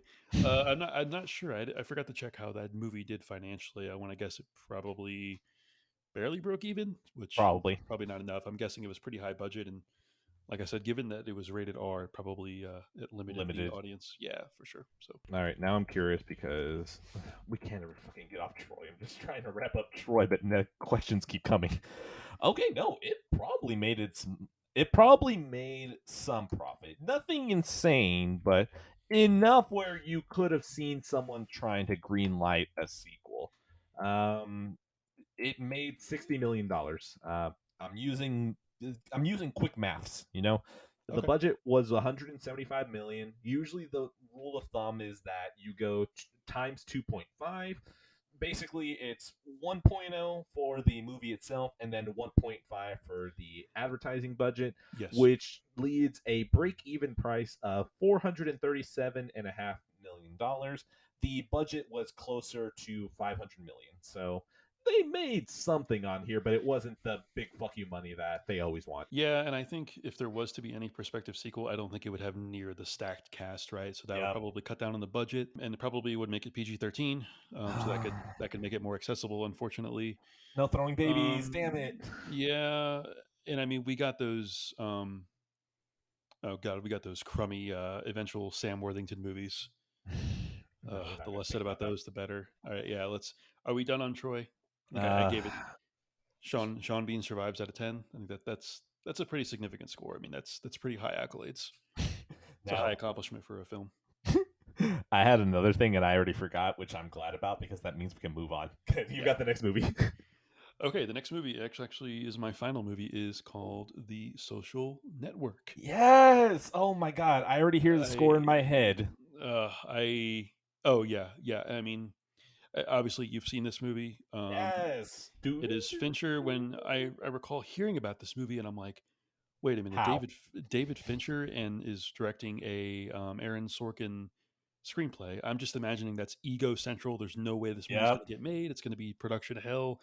They're going to be screaming at each other because these are two notoriously picky, pretentious, demanding people. I mean, Fincher is known to do 40 plus takes of scenes. Mm, Not to mention his meticulous cinematography and the way his films look. Like you usually instantly know a Fincher film yep. when you see it, and you know Sorkin dialogue is very, very specific and snappy and back and forth. Yep. Um, but this is a case of where the stars have lined. This project landed on both of its feet safely. Um, orbited around the Earth a few times, went around the moon and all the planets of the solar system, and returned to Earth safely without a scratch. And it is a miracle Yes. how good this movie is from beginning to end. This is admittedly a rewatch. I've seen it, two or three times. I Mm. was literally digging through. I don't have a shelf yet. I have a bin, but I was Mm. like, oh, I forgot I actually had this movie physically because I had watched it some time ago. I had rewatched it, I believe, on Netflix. And I'm like, you know what? This is kind of serendipitous. I'm going to rewatch it again because I have it physically, and it is just the pacing is perfection from beginning to end. It is something that struck me. It is very very well bookended in the fact that Mark Zuckerberg, played by Jesse Eisenberg, you observe at the beginning and at the end how really pitiful and pathetic he is. Yep. Um, a scene that struck me, a very low key scene, is during it pivots back and forth between the various hearings and the lawsuits and the lawyerings up, as it were. Mhm. He's sitting there alone in the conference room, and that just kind of encapsulated it. He was alone. He isolated people. He drove them away from his arrogance and his ambition. And I got, what is her name? Rashida Jones's character. I don't forget her name. She's like the assistant attorney. And she is Rosita Jones. Yeah, she's a junior attorney with three or whatever hell she is. She really kind of observes him like he's an abandoned puppy, like on the side of the road. She just feels pitiful and pathetic for him. Um, and that's really what he is. Oh, goodness, Rooney Mara, I forget, his ex girlfriend. She Mhm. basically says that to him point blank to his face. You are pitiful and pathetic, and you treat people like garbage. And that was my main takeaway. Because my first couple of rewatches, it was obviously the deterioration of a friendship. Between him and Andrew Garfield. Goodness, I forget his real life character's name. Um, Wait, Eduardo Saverin. Edward or Severin. Yes, yes, yes. Yeah, and admittedly, I didn't want to do much of a Wikipedia dive. While watching this movie, I wanted to really marinate and let it sit with what Sorkin and David Fincher had to say about the film, just because of the artistic craft that was on display. But yeah, from beginning to end, the acting performances, it's like, oh, Andrew Garfield is an actor. This guy will be one to keep an eye on. And then he did Spider Man, and then Jesse Eisenberg did Lex Luthor, and let that be a lesson. Don't dive too quickly into doing superhero roles. In comic book films. Oh, Yeah, so that's a there's a beautiful common connection. there's a common parallel there.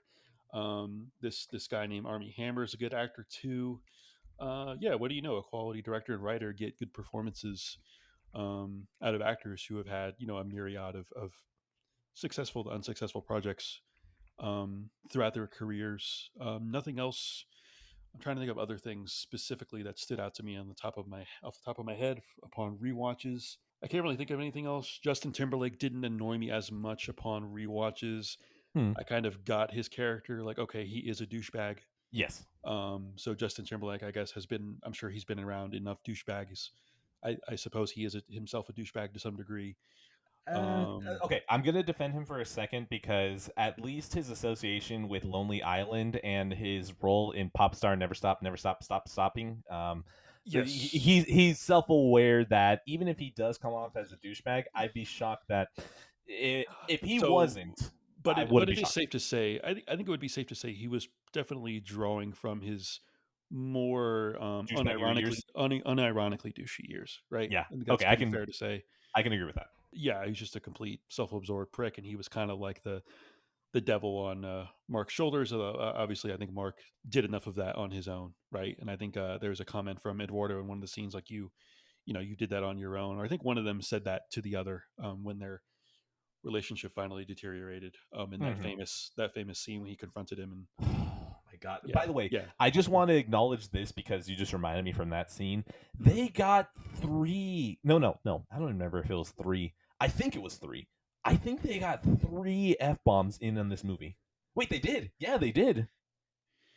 yeah. And again, that's probably it's like with Cameron. That's the power of Fincher and Sorkin, right? Can you imagine, Mr. Sorkin, Mr. Fincher? We're not gonna need to, and they're just gonna say, fuck you. We do what we want.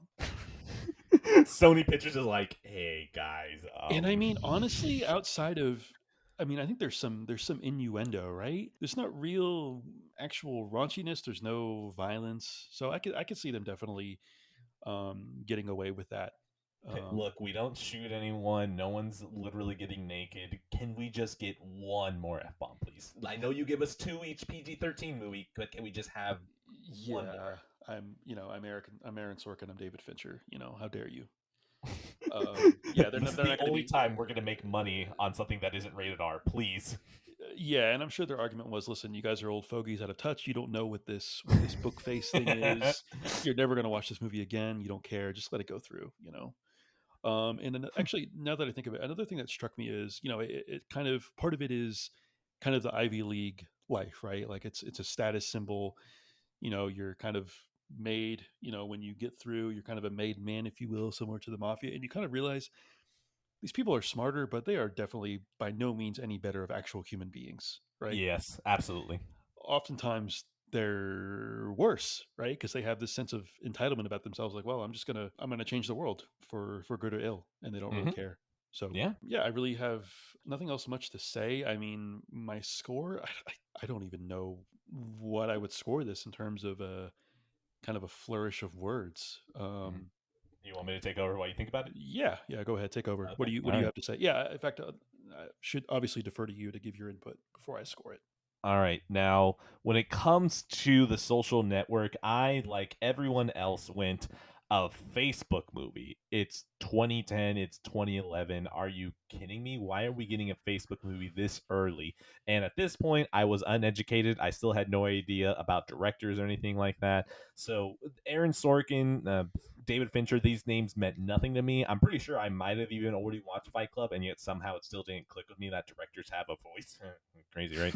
Um, And looking so back, like I said, it's a Fincher film without question.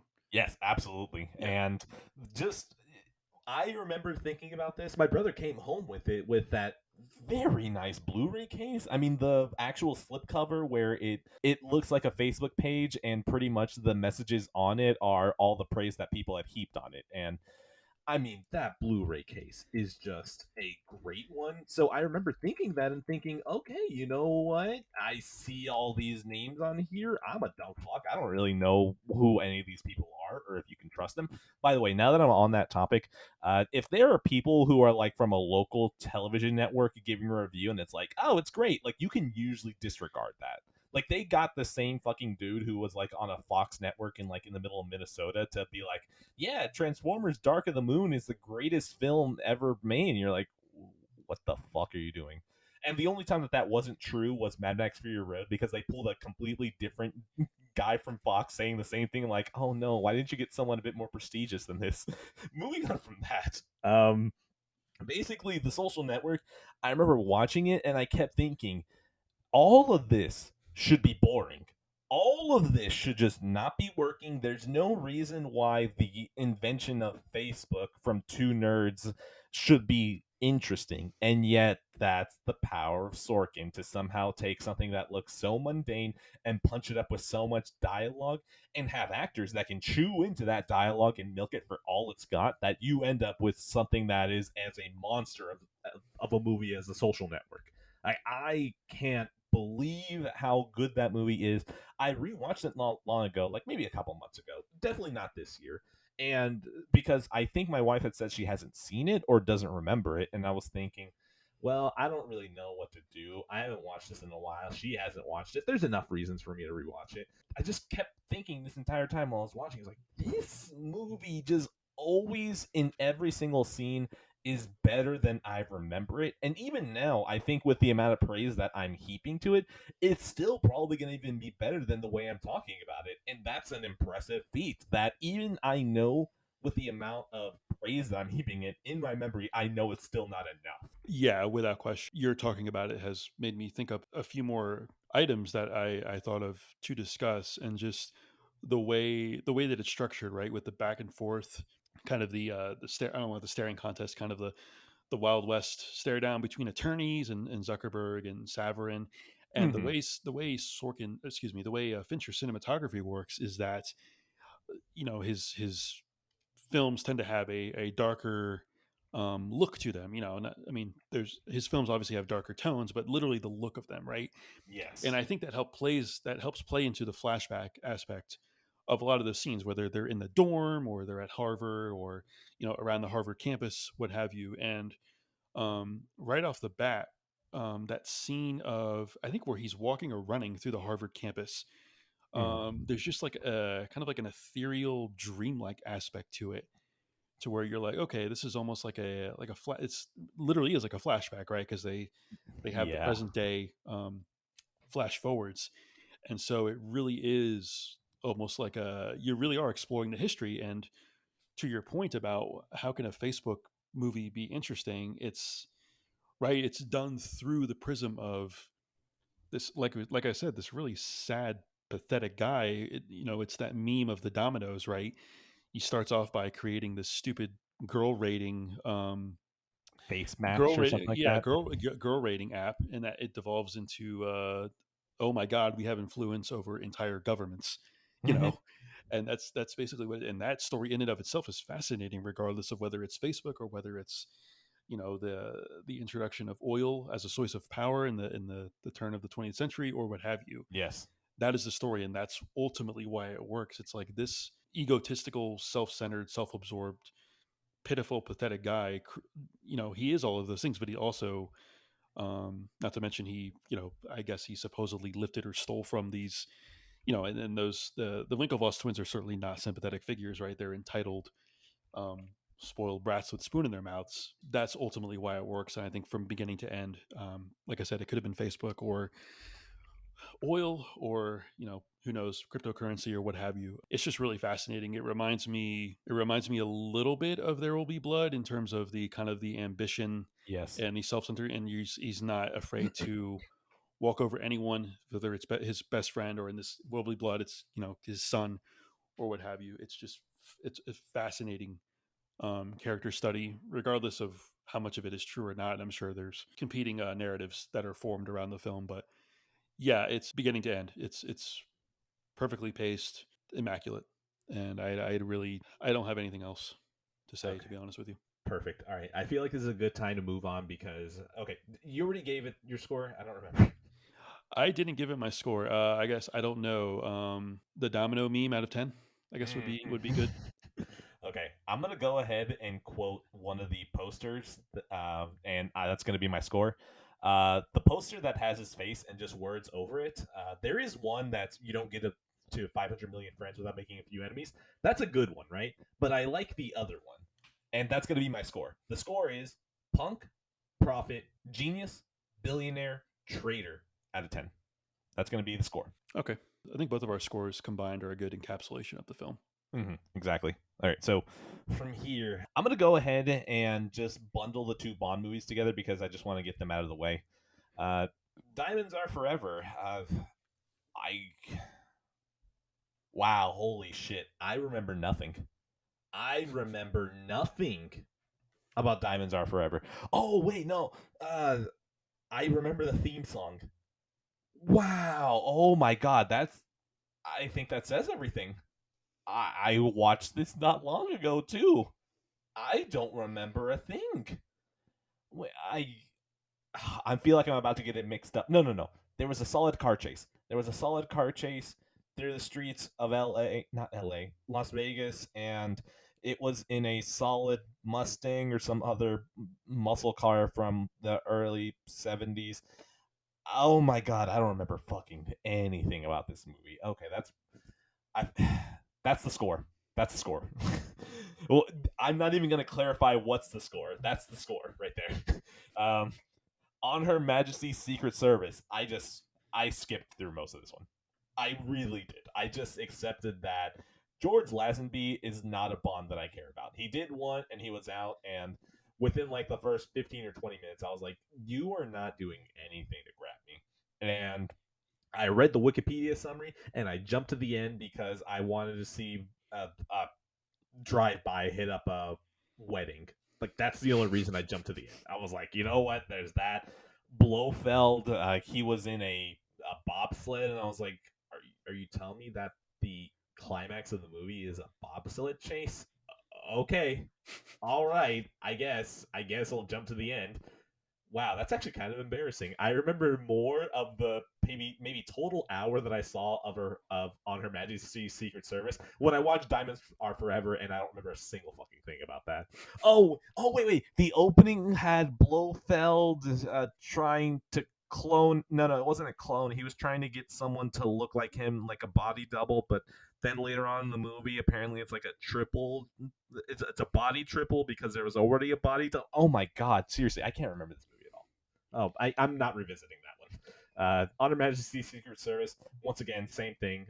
The most notable thing is that the Bond girl for this one ended up being the older Roses lady from Game of Thrones, and she still has that same spunk in her at this young age as she did as an old lady. If I remember correctly, her name is Diana Rigg. Thank you. Yes, Diana Yes. Rigg. She's great in the hour of this movie that I saw, and honestly, I don't think anything but modern Bond should be more than 2 hours. quit that shit out. Yeah, those older movies definitely had a cheese and a camp about pretty much all of them, right? Here's the problem: the cheese and camp are what I liked. These two felt like they took themselves not exactly too seriously, but they felt like they took themselves more seriously than the previous movies, and that was to a detriment of my enjoyment. Oh, okay, that makes sense. I think I don't know if this is coincidence, but a little bit of trivia I just looked up is that Sean Connery actually declined on Her Majesty's Secret Service, Mm. which is why George Lazenby stepped in, and I guess, like you said, it wasn't good. Thus, Sean Connery returned No, no, no. for So Diamonds Are Forever, or was it the other way apparently, around? I'm in the minority here. On Her Majesty's Secret Service was a movie that people on initial watching they didn't like. George Lazenby wasn't even hoisted out. He specifically said he only wanted to do one Bond movie. So like all of this, like people didn't like it at the beginning, but now when people revisit it, they're like, "Oh, it's one of the better Bond films." So I think I might be in the minority here for this movie and how people perceive it. That's interesting. I had read that Sean Connery declined. Oh yeah, no. Um, So Sean Connery did decline. George okay. Lazenby got casted, and Lazenby, even as they were advertising the movie, Oh, was like, "This is going to be my only one." that's interesting. Yeah, So I'm they actually got shocked. back who I still think is probably the most iconic Bond, Yeah, no. without question. I still really like Roger Moore.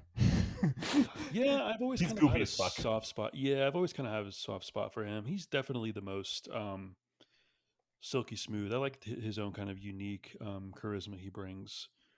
Um, Sean Connery, I rewatched a few of them many years ago. I think my older relatives really liked them, and I forgot how really rough and gruff he was. I was like, man, this is kind of he's a little bit borderline domestic abusey at times, I would Oh, say. that's every Bond movie. That's every Bond movie before Yeah, the but I mean, 80s. Sean Connery is like he has a more gruff nature about him as well. So I was like, oh yeah, when we talk about stuff not aging well, it's like, oh, okay, I'm pretty sure that in Diamonds Are Forever, because it's the most recent one I watched, I'm pretty sure Bond goes up to one of the women and is like, "Hey, I need information." And she's like, "No," and then he doesn't deck her. He open hands it. okay. Closed fist for the men, open hand for the women, and he just. And she's just like, "Huh?" And Bond's like, "I don't have time for this. I need information." Oh God. Wonderful stuff.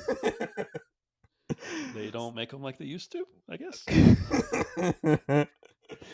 Oh, okay. So Diamonds Are Forever. That was the score. On Her Majesty's Secret Service is I'm probably wrong out of 10. That's what I'll give it, but it was also a skip out of 10. I'm also gonna give it. I'm gonna give it two scores. One score is not fully encompassing. Poot, remind me. You said that your movies were done, right? Yes, I Okay, am done. Yeah. perfect. All right, then I have two movies left. Caddyshack. I'm just gonna make this really quick. I'm probably sure you're gonna take the lead on this one. I didn't like Caddyshack. I I don't know. What didn't you like about it? What didn't work? Uh, okay. Bill Murray for me is a person who I don't feel like he puts in effort into his roles. Now, before I start getting castigated, right? Now, I like Bill Murray. I like the fact that it doesn't feel like he cares. I like that it seems like he knows that he's in a movie, and I always like that.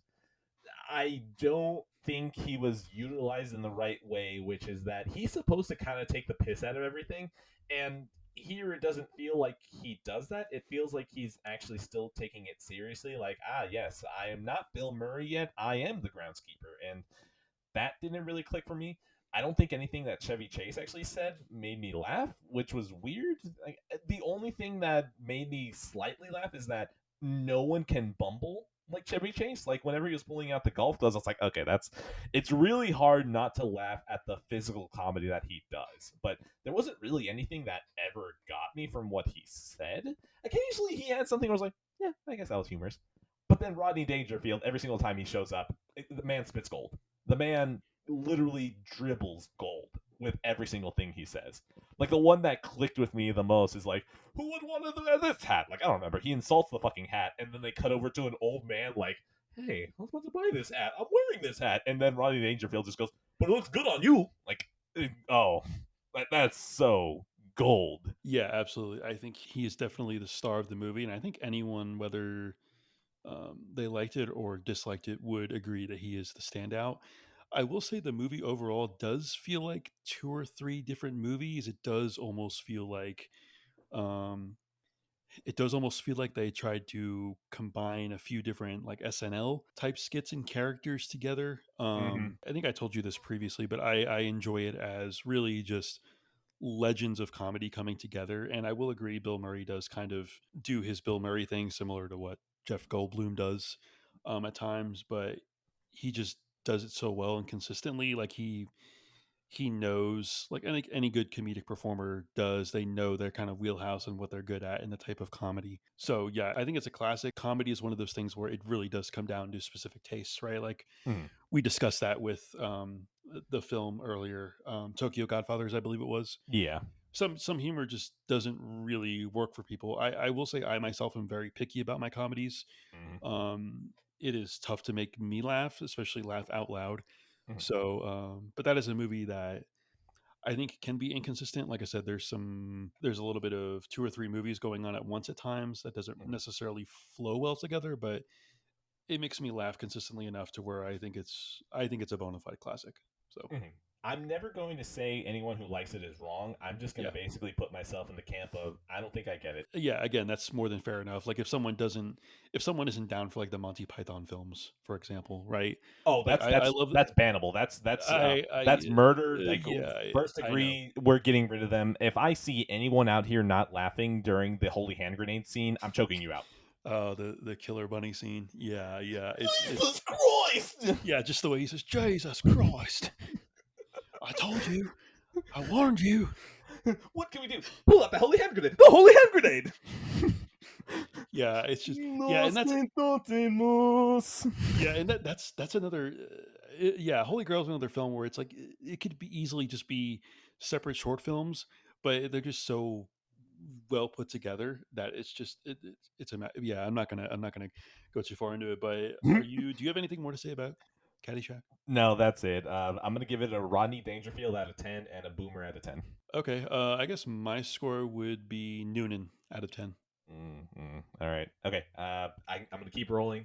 Yeah. That's okay. Let's see. The last movie I have on my list is Children of Men. Uh, I Uh, respect and appreciate Children of Men more than I like it. It is a that's fair. supremely competent film. Everything about it is high fucking level.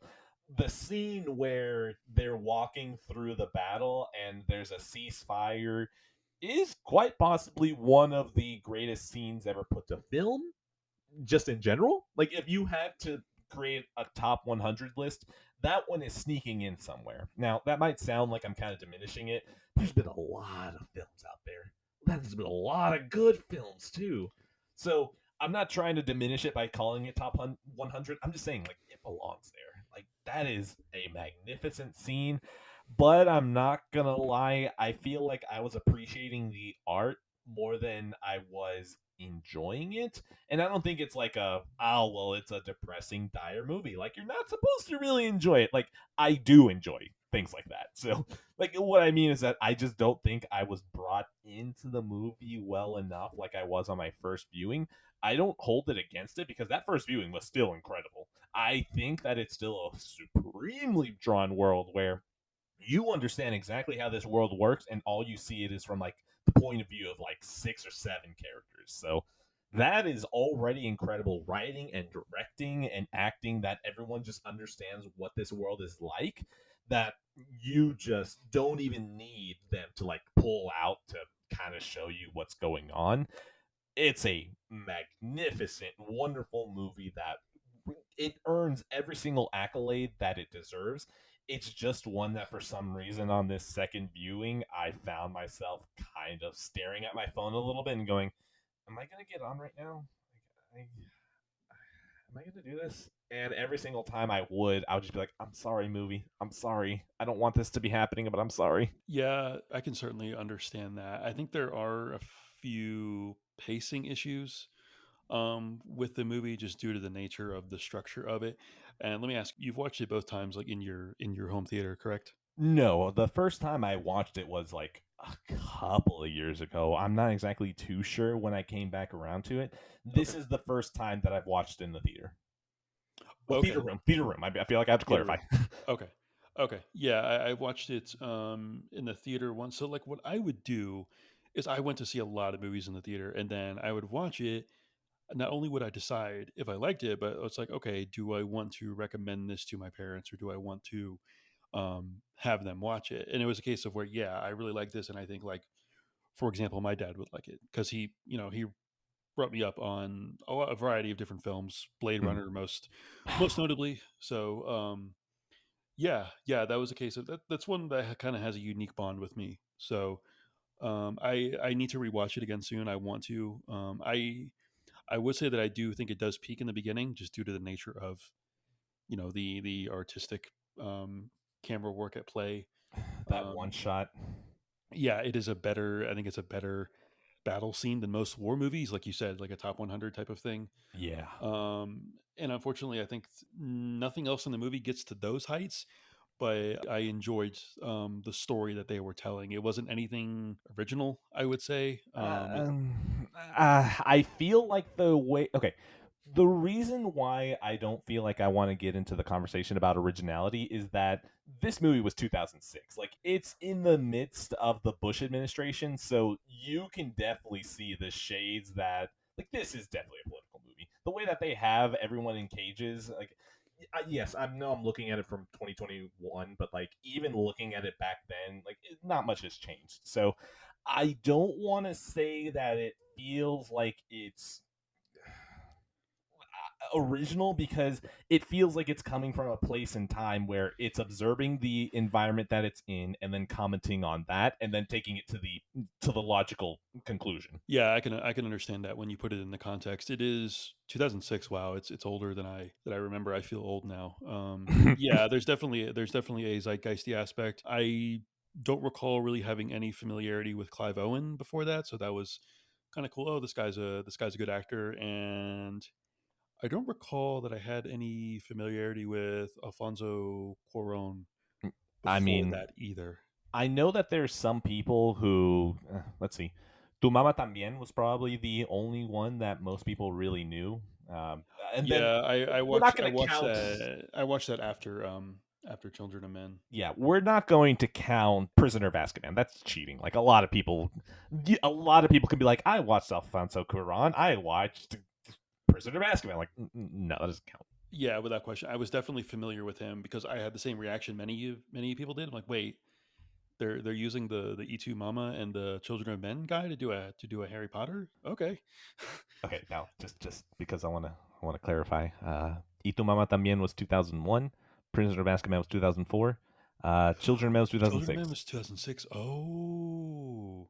Okay. See, I had my memory jogged there. So I definitely okay, then I definitely did watch E2 Mama before Harry Potter. Because I remember being aware of him before the Harry Potter thing got announced. Okay, so you're refreshing my memory here. Yeah, so that's the only way I'm pretty sure that people knew of Children of Men. Like, no one was like going, "Hey, I'm gonna watch Children of Men because I loved Prisoner of Azkaban." Like, no, this person does not exist. Yeah, but If you are this but person, you're not real. and but I think to reinforce the point then, it makes the Prisoner of Azkaban directorship even more Weird. puzzling. Yes. Yeah. Yeah, it's like we're gonna and I guess there's somewhat coming of age parallels, I guess, working with younger actors. I mean, I'm pretty sure Harry Potter wasn't jerking off into a pool, but okay. yeah, just a romantic, I guess, three-way between two barely legal young men and like a caretaker type woman. I don't know, but yeah, it makes it even more baffling. So yeah, then I was more looking forward to Children of Men than I even recalled. Hmm. Yeah. So yeah, I really really like it. Overall, it's underappreciated. It's just kind of one of those Yes. movies, like with Master and Commander. It's just like, oh, that movie was really good. We don't talk about it enough. Yes, I agree. Pretty much. I mean, I feel like this movie, you're not wrong, feels like it's been forgotten. It is Yeah, absolutely a masterpiece, and I'm pretty sure that Neil Druckmann saw all that and went, "Yeah, I wasn't. I thought of that at the very beginning when you mentioned it. I'm like, oh god, am I going to mention those that which shall not be named? But no, no." But I will say that this this has like Children of Men has its thumbprint on The Last of Us. Not even part 2, because let's not go there. But like, No, we it don't. We has its don't. thumbprint on the first one. Absolutely. Like, you can just tell that the focus on both of both The Last of Us and Children of Men have things to them that feels like they put so much emphasis on the world around them that it just gives it so much context, even if they don't say a word about it. Yeah, without question. And I think the look of it, specific Children of Men, was I think was obviously since it's a film, I think it was more influential on more dystopian. Yeah, proceeding towards post-apocalyptic. Yeah, so that makes it even more interesting. And yeah, I think it's yeah. Now that you think about it, I'm afraid it's a movie that would maybe they would have tried to eventually remake to sheer futility. But yeah, we'll see how the. I mean, we'll see how the Last of Us show goes, but No, hold on. I need you to say remake Children of Men one more time. remake Children of Men. There we go. Okay, I know that sound. You started off early on. I hadn't had a gun pointed at me, but That's no. Oh, I need Alfonso Cuarón to come out and basically have the Robert Zemeckis stance of like, you will remake this when I'm dead. yeah, just leave it be. And like I said, maybe it being kind of overlooked and somewhat forgotten is a good thing. So Yeah, the good thing is that hopefully, because it's forgotten, enough people will feel like they have to evangelize it harder. yeah, which I think we're trying to do right now. Exactly. All right. We good on Children of Men? Yeah, what is your score? All right. I'm gonna give Children of Men a ceasefire out of 10. My score is going to be thong flip flops during dystopia out of 10. Hell yeah, that's a good one. That's a good one. Also, God, that just felt really religious. It's dripping with it. I was a big fan. Yeah, he's wearing thong flip flops and he's shepherding someone. I know. Yeah. Oh, it's so good. On the nose. It's good though. It's good. Like Yeah, it's good. fine. There's It's other fine. things that are. They don't like, hey, you're wearing thong flip flops like Jesus. No, they don't. They're not that obvious. You're telling me that you didn't love that part where they literally put him on a cross? Come on, man. I like the movie. You're trying to make me like it less. I'm Come on. joking. There wasn't a moment. I'm just saying. I didn't exaggerate it enough. That's a problem.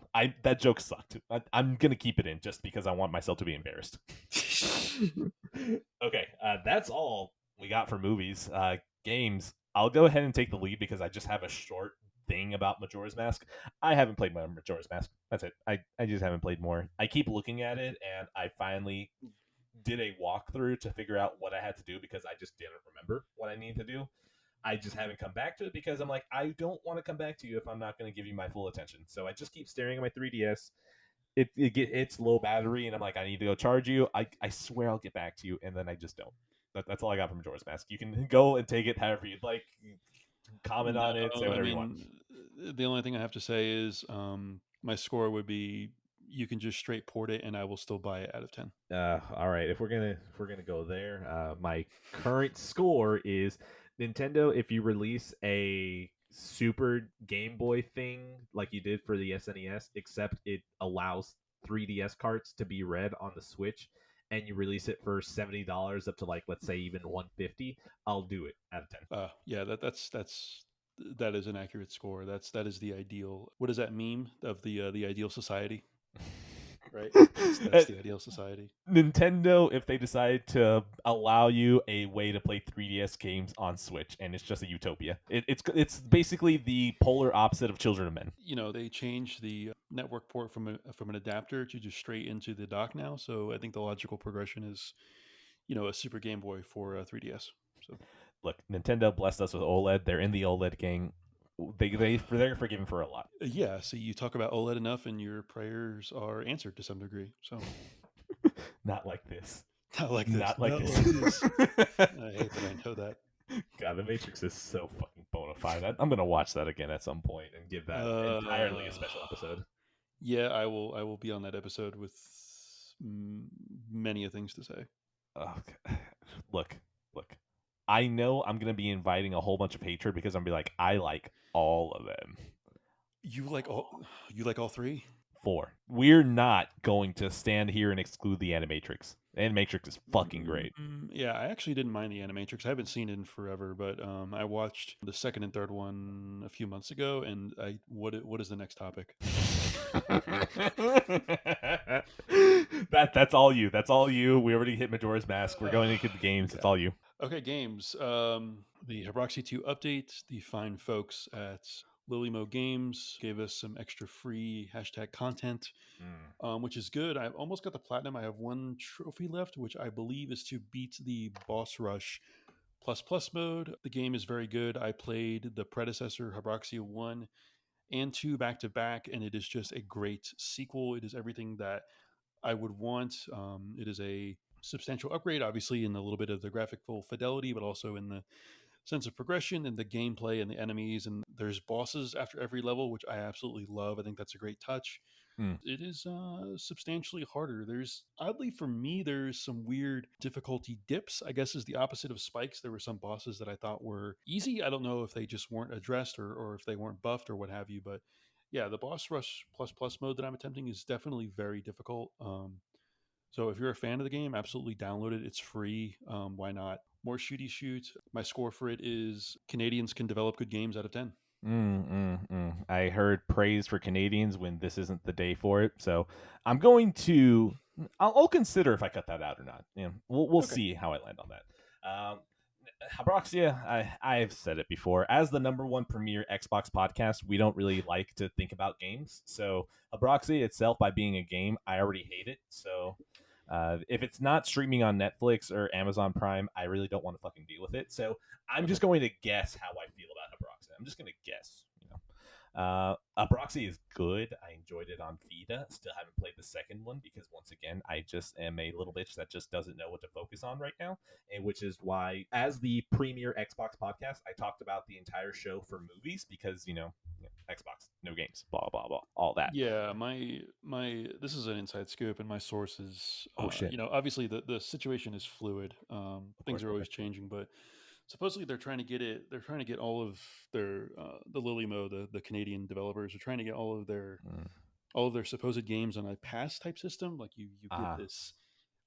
Apparently you buy a pass. I don't know. Maybe it's like a golden ticket, like in Willy Wonka. I don't know what it is, but they're trying to get it on that service. So we may want to keep an eye out for that. I think what it That's does all I'll is say. that Xbox gets you on a platform, and then you see a game and you decide to pass on it because you have an Xbox. I think that could very well be accurate. I'm on a PC right now, and I see games on my PC desktop, so I don't know anything about that. All I know is, Habroxia pretty good. Canadians can make good games once in a while, once in a blue moon. So Now, as we all know, Xbox is just an app that is on your PC that's always broken, which why would I go there? We have Steam. Habroxia. exactly. Habroxia is on Steam. It is not on the Xbox. So don't know what to do about that, really. So Habroxia, good. Give Colin Moriarty more money. We like Colin Moriarty. Give him more money, please. Okay, do you want my next game, or are you going to do a game, or how to? Oh wait, you're right. Oh, wait. Oh, Habroxia score. Habroxia 2 score. Even though I've never played it, and I just have to assume because I'm a #1 Xbox fan that doesn't play games. It's probably a video game out of 10, and it's good. Give it money. Okay. Going on from there. My next game is Call of Duty Black Ops. Listen, I just really can't pay attention to games right now. I thought, what is a better time to not pay attention to a game than Call of Duty Black Ops? And I played the campaign, and I'm not going to lie, it's something that now, only 10 years later, because this game came out 2011, no, 2010. So 11 years later. This game, 11 years later, now do I realize that not only did my brother play Modern Warfare 2 while I probably wasn't home and was on my save file, and I didn't realize I missed out missions until I played the campaign again for Veteran. Now, 11 years later, I realized that when I bought Black Ops, he played on my save again when I wasn't home and I didn't realize it. So there are campaign missions that I played for the first time 11 years after when I completely done the campaign. Not only that, I realized that I beat the game. I know for sure I beat the game. I never popped the trophy that says I beat the campaign. So I think somehow my brother tricked me and I was playing on his account that he no longer has access to.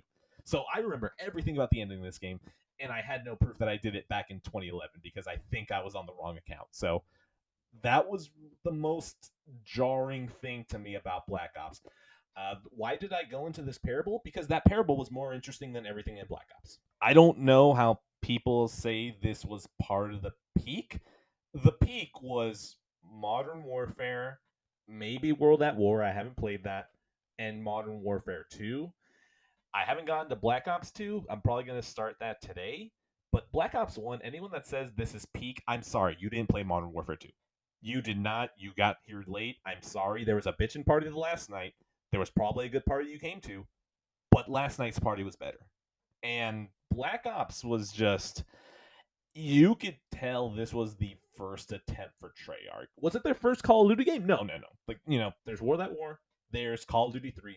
This isn't their first rodeo, but at the same time, like, this is the first time that they try to get out from Infinity Ward's shadow and do their own thing. And it's very apparent because this video game is just a hodgepodge of, you know what? No, I'm not even going to cut out the fact that I said movie, because this game just rips so many things from movies. Like, they go into Deer Hunter territory. It bothered me so fucking much that there are look, just ban Sympathy for the Devil and ban the other Vietnam song, all right? Some folks upon made away the flag. Ban it. Ban it. We are never allowed to use that song or the Rolling Stones. Please allow me to introduce myself. Ban them. Ban both songs. You are never allowed to use them in any context ever again. It's done. Honestly, I should have probably thrown away my disc so I can be in solidarity with the idea of banning these two songs. You are never allowed to use them again. If you do it, you're probably Suicide Squad and you're already garbage. Like, Black Ops is not great. It's competent. It feels like it has a lot of cool ideas and it just has no idea how to execute on them. The whole idea that you're there and you're being interrogated through past missions. The funny thing is that there are literal moments where the game has the person interrogating you, like, Mason, what do the numbers mean? What happened in Cuba? And your main character's like, oh man, in Cuba we did this, and there's like, you actually have the person interrogating you going, damn it, we're losing him. And it's so fucking funny to me because even the missions themselves are not supposed to be happening in the game, because the person interrogating, he's like, no, don't you go into a flashback. Oh, fuck, you went into a flashback. Great. Now we have to wait until you come back and ask you more questions. Like, the actual story. Mason is probably telling these stories, and the person interrogating is like, no, I just need you to get to the point. Why are you telling me all this extraneous bullshit? Like, yeah, I was walking around and then I pulled a gun and I shot this dude and then I grabbed some grenades and I died. Wait, no, I didn't die. And now we grabbed another grenade and I threw the grenade and shit, I missed the quick time event. I didn't miss the quick time event. And I'm just like, I'm picturing how the missions fit in the story, and even the story doesn't want the missions there, which is fucking hilarious to me. Like, that's the only notable thing I can say, because everything else just felt like, yeah, we just want a mission in Vietnam now. We want a mission through the streets of Korea now. Like, it just felt like they kept throwing a hodgepodge of ideas to be like, it's Cold War now, but at the same time, it kind of makes me sad because there were enough cool ideas in the way that they presented it where there are some missions where it's literally just walking through, and I have no problem with that. I'm not going to complain that, like, it's just a mission walking through. Why are you not shooting stuff? Because anytime that Call of Duty can kind of slow up and tell you not to shoot things is really good. Because, like, I'm thinking of Alt Gillied Up. This game has, like, a couple of minutes of, like, Alt Gillied Up a little bit where the game kind of tells you to slow down, and you're like, oh, okay, yeah, I like this. You're telling me to kind of calm down a little. I like this. But the presentation in that one mission where you're just walking through and you go visit JFK, they do have you in first person sequences, and they actually do have some pretty cool tricks where you do actually have to walk through, but it's kept in first person that you don't realize you're not in control. The game is just going to walk you through. And even then, it still has cool editing tricks where you think you're actually in control, but you're not. And then it'll shift over. You'll have voiceover, and the camera will start jumping around. Like, this is actually really cool presentation shit. Like, this is cool. This is good. But those were brief instances of brilliance that the game never really came forward with. Like, it's not good. If anyone's out here like, oh man, Call of Duty Black Ops is so good, you're filled with nostalgia. Go play Modern Warfare 2 instead. Okay, I have to admit, you have spoken more about COD in that moment than I have in literal years. But I will say your point about the peak years being the COD 4, World at War, and Modern Warfare 2 definitely resonates with me. World at War, I think, generally isn't the most highly regarded installment, but it will always have respect for me for introducing the zombies mode. Oh, So okay. All right. Fine, fine, fine, fine. If we're going to talk campaigns, everything I said is true. If we're including zombies in the mix, Black Ops is in the gold age. Like, okay, fucking Kino. Kino der Oten is phenomenal. I am very much a boomer of zombies where just give me a circle to run around and shoot shit. I don't need anything complicated. That's all I want. So Kino is perfect because that's all it is. It's just a circle. You have the pack a punch, you have the dogs, you have the little crawling things. Like, all of that is just good shit that all I want. And then afterwards they got really crazy where they're like, oh look, it's gonna be a fucking maze, and at this point you're gonna be hunting down the Easter eggs more than actually just killing zombies. I'm like, you kind of lost me. So if we're going from just not from the campaign standpoint, I feel like zombies pulls the entire game up enough that it's considered in golden age, even though I still think that the multiplayer is a step down. Of course, that's memory because I'm not going to fucking play multiplayer now. Like, what am I doing? yeah, exactly. I mean, the COD multiplayer has, as far as I'm concerned, become a meme for me at this point. So I have nothing. I have nothing to say on that. So, are we good to wrap it up here? Yeah. Okay, Black Ops. I'm gonna give it a year high out of 10 if you think the campaign is good. Zombies though be good though. Zombies be good though, and I still love. Oh, actually, you know what? I need to say something nicer as well. I'm gonna explain it and then give the second score. The fact that the campaign ends and you find out that Mason is the person who killed JFK is always going to be hilarious to me. Um, Oh yeah. Oh my god. Yeah, they show footage of JFK leaving. They show him in the top down and they reverse the footage and then they just fucking added your character in the crowd and then it hits that music sting and you're like, "Are you seriously implying that my character killed JFK?" Okay. All right. Fine. So that was fucking hilarious. But then after that, the game ends with I think Castro, someone McNamara. I can't remember what. Maybe Oh, Robert, secretary. Secretary of Defense. Yeah. Yes, thank you. So it ends with him, JFK, Castro, and Nixon, and it turns into a zombies map, and that shit is always funny to me. And being able to play as JFK killing zombies will never not be funny to me. Oh Like, my god. what is it? Oh my god! Forgive your enemies, but don't forget their faces. I think I vaguely recall the advertising for that now that you mention it. That is God. So yeah, Ugh. my first score was your high out of 10 if you think this game is golden age for the campaign, but it's also a JFK blasting zombies while spouting out one-liners in his Bostonian accent out of 10 if you want to consider zombies. Yeah, I think my review is the campaign. They all look the same to me, and then the zombies is I don't know. Ask not what your zombies can do for you, but what you can do for your zombies out of 10. Okay, that's good. I toss it to games for you. Okay, my next game is Hades.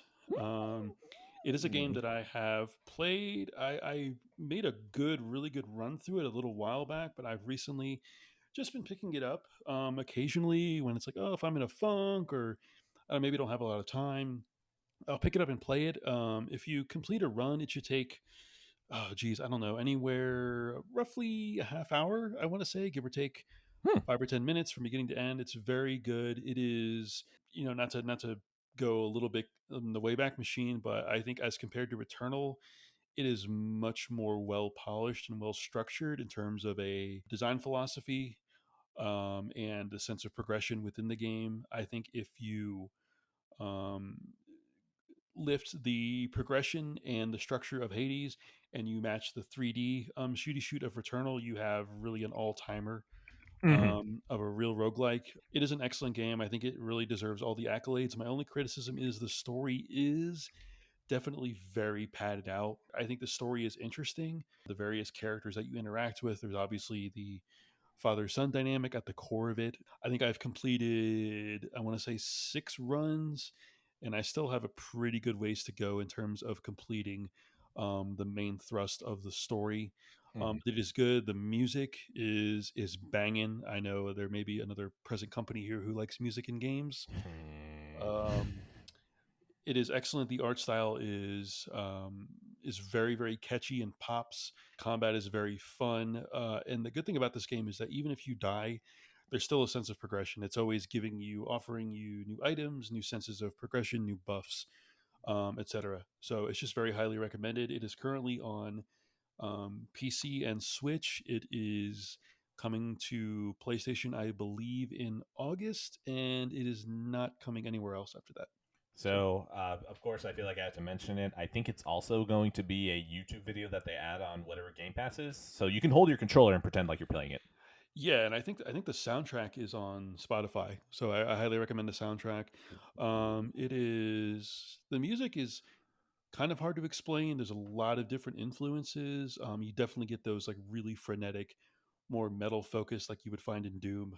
But you also get more softer melodic stuff. So it's a very dynamic and versatile soundtrack, and um, the game is just excellent. I think even if it's a case of where I'm not really into roguelikes or roguelites, whatever you want to call them, but this one definitely hit the spot for me. So I would recommend it to anyone to give it a shot. Okay. So now the one thing I do have to ask because I've always been curious to Mhm. get the full story, how many times are you really running through? Like I don't even mean like okay, so I don't even That mean I like full on. I just mean like I can stop here and I feel like everything else is probably going to be diminishing returns. um I don't know because I think it's a case of where it answers some questions, but it leaves you with a couple of more. And the spot I'm at now, it's oddly enough, it wants me going back because the developments and the revelations have Mm. made the potential for the story grow even more to where I am intrigued. I do want to say that I almost want to look up spoilers. That if there is, I will say that I will look up spoilers, and if there is an actual additional gameplay in terms of levels or villains, then I probably will drop it and just look up entire story spoilers. Mm. Okay, so then how Um, many runs are you through already? I am through 6 runs, and Okay. I want to say I'm past halfway through the story. But like I said, when you complete a run, it's I want to say roughly a half hour. Again, it can vary from person to person. Not very long. But yeah, I mean, you when you unlock weapons, you permanently unlock them and can grab whatever weapon you want before a run. You can switch out some buffs. When you beat the game once, you can raise like the heat level, which is like the I don't know what you would call it, like the prestige level, the intensity. You know, you can set the difficulty of enemies, the number of enemies. Yeah, it's again, it's just I think it's a fantastic game. Support Supergiant. They really haven't made a bad game yet. I liked Bastion. I still need to play Pyre. I need to complete Transistor, but they haven't missed, and I cannot wait to see what they come up with next. All right. Now, I know I'm just going to get to this eventually. I liked Returnal, and that's the name that people tend to evoke whenever they talk about Hades. And Yeah, they are, and because they are the two most prominent roguelikes, I think Hades yeah. is definitely more of an actual roguelike, which is part of again not to go into the Wayback Machine, but it's part of my Mm, issue with Returnal is it feels very unfocused at times in terms of mm, structure and progression. mm. Where I think Hades has refined all of that. I think it's more not in terms of age mature, but it's more I think it's more mature game developers who have more of a clear vision of what they wanted to make. All right. I'm not going to try and refute any of that. I'm going to try and keep it focused on Yeah, Hades. Yeah, yeah, no, go no, ahead. that's the thing because I can see us spinning into talking about Returnal. I'm like, no, Exactly, and cannot. I didn't want to do that, but yeah, they are certainly the two by far the two most prominent I think roguelikes of recent memory. So I really really love Hades. It's and again the genre is not my jam, but Mhm. yeah, I just think it's excellent. Yeah, Hades. I think I might get to. I don't know. That's the thing. I'm barely getting to Supergiant. I played like an hour of, maybe not even an hour. It was probably less of Bastion, and I was like, oh, this is actually hitting the right tone that I want. And then I bought a physical copy from Limited Run Games on PS4, and the copy's just still sitting there. I'm wondering at what point I play it, but like I've bought it. Okay, I yo-hoed it on Switch, and I liked it enough. So I was like, okay, cool, I'll buy it because that's what my Switch is. Like my Switch is my sampling machine if I can get it on different consoles. So I Mhm. bought it on PS4, and I got the physical. And then I heard that the PlayStation Store was going down, which didn't happen, and I dropped a whole bunch of money. And I was like, well, I mean, that's fine. I is Bastion on here? Is there any chance I want to play it on Vita? Yeah, I'll buy it anyways. So now I have two different avenues of how to play it, and like I still haven't done it. So I'm probably not gonna want to jump to their latest game because I don't want to realize that, oh, you guys have kind of a core that you keep building off on. I don't want to jump to the end and then have it be jarring when I go backwards. So I have no idea when to get to it. I just know I will. Yeah, again, I highly recommend it. It's wonderful. Hades, I'll get to it at I'll get to it at a 10. Yeah, Hades is usually not my jam, but very, very addicting out of 10.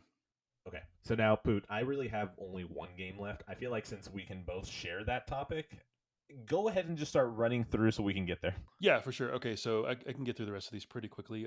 Dishonored, I've barely dipped my toe into. Mm-hmm. I like it a lot. It's a little bit different than I thought it was going to be, but in a good way. I think it appears that there's very clearly defined levels, Yep. right?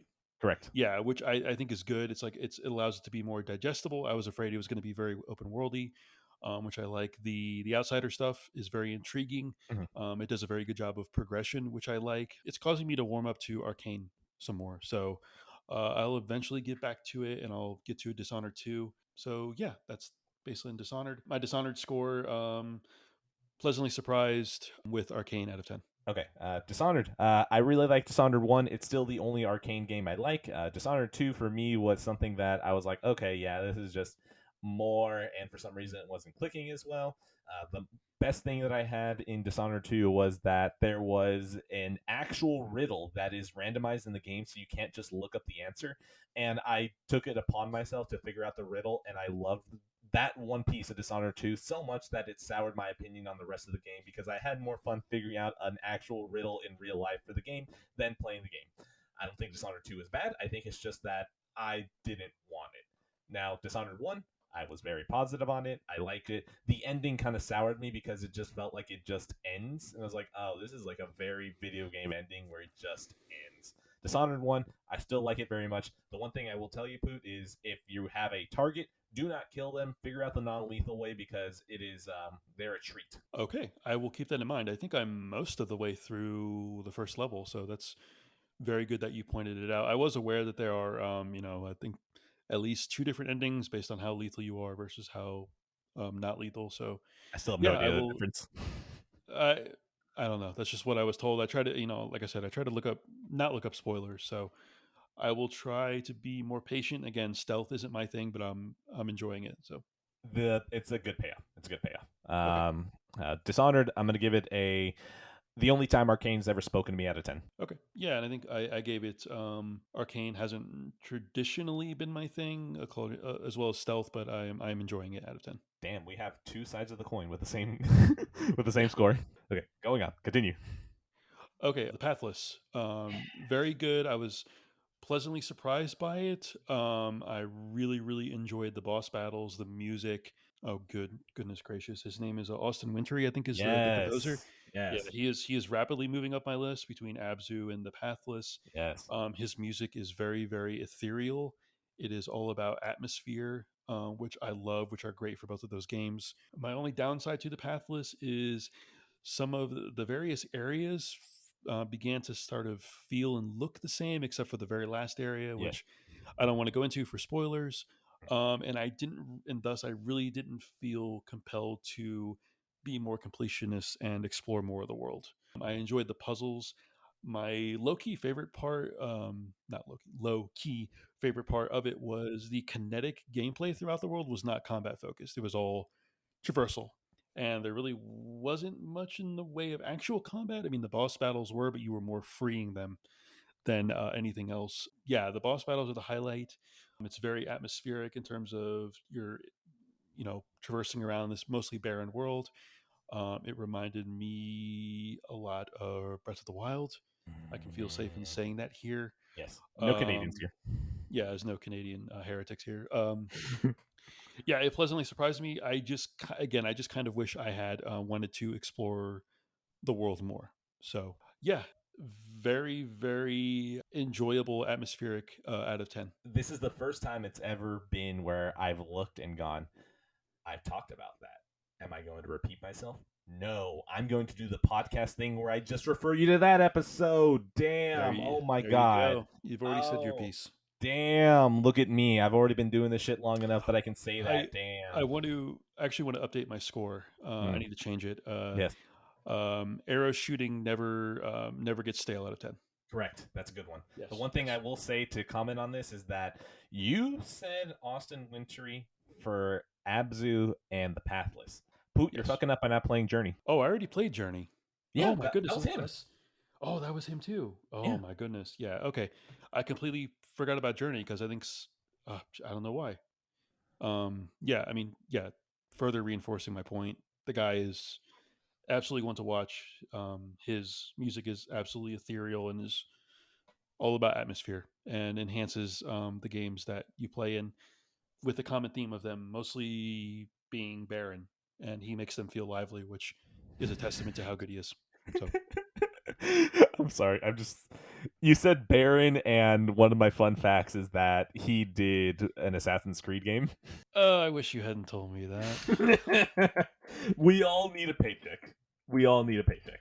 Yeah, I mean, get that Ubi money. Why not, right? I'm not gonna Exactly. begrudge someone. Look, one of the things that we always say is get that paycheck here. We're always just ready to see if someone sells out. We're not going to give you shit for it. Get your paycheck. Get your money. Yeah, his Ubisoft scores walk so his giant squid scores could run. So, Well, his journey score crawled, so he can get kicked in the face by his Ubi score. So oh, then, that's just. Well, I'm glad he was able to still do good stuff after that. yes, okay. Yeah, So the Pathless, I give it an Austin Wintory out of 10. that's a good score too. Mm-hmm. All right, carry on. Is there anything else from here? Or? Yeah, I have really quickly. I have Plague Tale. It's very good. That's one you haven't played either, have you? Yeah, I'm just gonna get my score ahead and just say that I'm not gonna comment on this one. I'm gonna give it it's on PlayStation Plus out of 10, so I'll get to it eventually out of 10. Yeah, it's very very good. My elevator pitch for it is that Diet The Last of Us is still very good. This was another one that pleasantly surprised me. I will say for me, it has one of the best payoffs that is simultaneously a micro payoff and a macro payoff, and that is what I will say.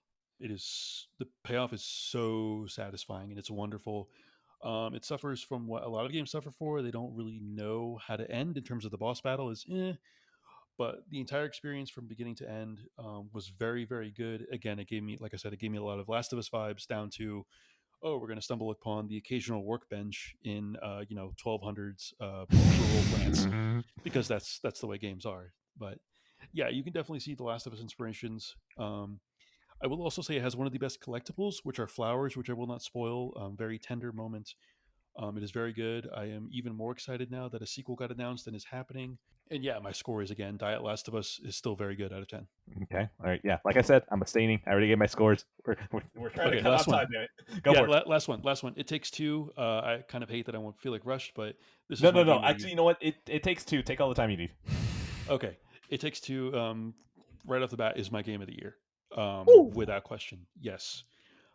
This is one of the most enjoyable gaming experiences I have had in literal years, and not just because it was co-op, and it was because I enjoyed the company of the person I played with. Sean, you're a wonderful And person. Sean Mason, you're a yes, great person. yes, the bake king, as we Big like to King, call him. absolutely. Yeah, he bakes confections in the kitchen, and I bake them on the Discord. So it was a good co-op partnership.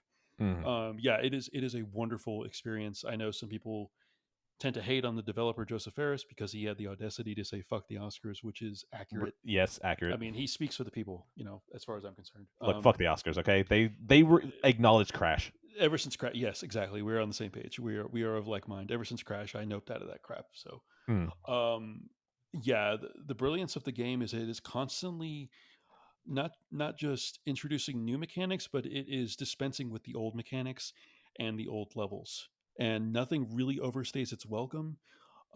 It does so many unique things with mechanics and physics, and it implements a lot of variety of household items. And everything is geared towards telling the story and further informing the characters. And it has a very emotional impact at the end. And not to go into spoilers, but the preface is that two parents are going through a divorce, and I myself have never experienced a divorce, thankfully. Same. But it is just wonderful, and I will say the emotional payoff is wonderful. It has one of the most horrifying moments I've ever experienced in a game. Hmm. It is, and yes, that's all I will say. You'll know it when you get to it. Um, it is horrifying. I do not want to invoke the name of a certain animated movie developer that is famous, but it goes into a pretty adult, intense direction that I was shocked by, and I was like, oh my goodness, I can't believe this is happening right now. Wait, throw out their Um, name because I actually didn't have it pop in my head. Pixar. Oh, oh, Yes, oh, yeah, like okay. how Pixar just has these very serious, sudden adult moments that maybe it could be like moments of revelation for a character or a character's being taught a lesson. But this is a very brutal moment, I will say, that is kind of comes out of nowhere, but it builds up to this point of escalation to where you're like, wait, then this is actually going to be happening, right? And they go through with it, and I was stunned.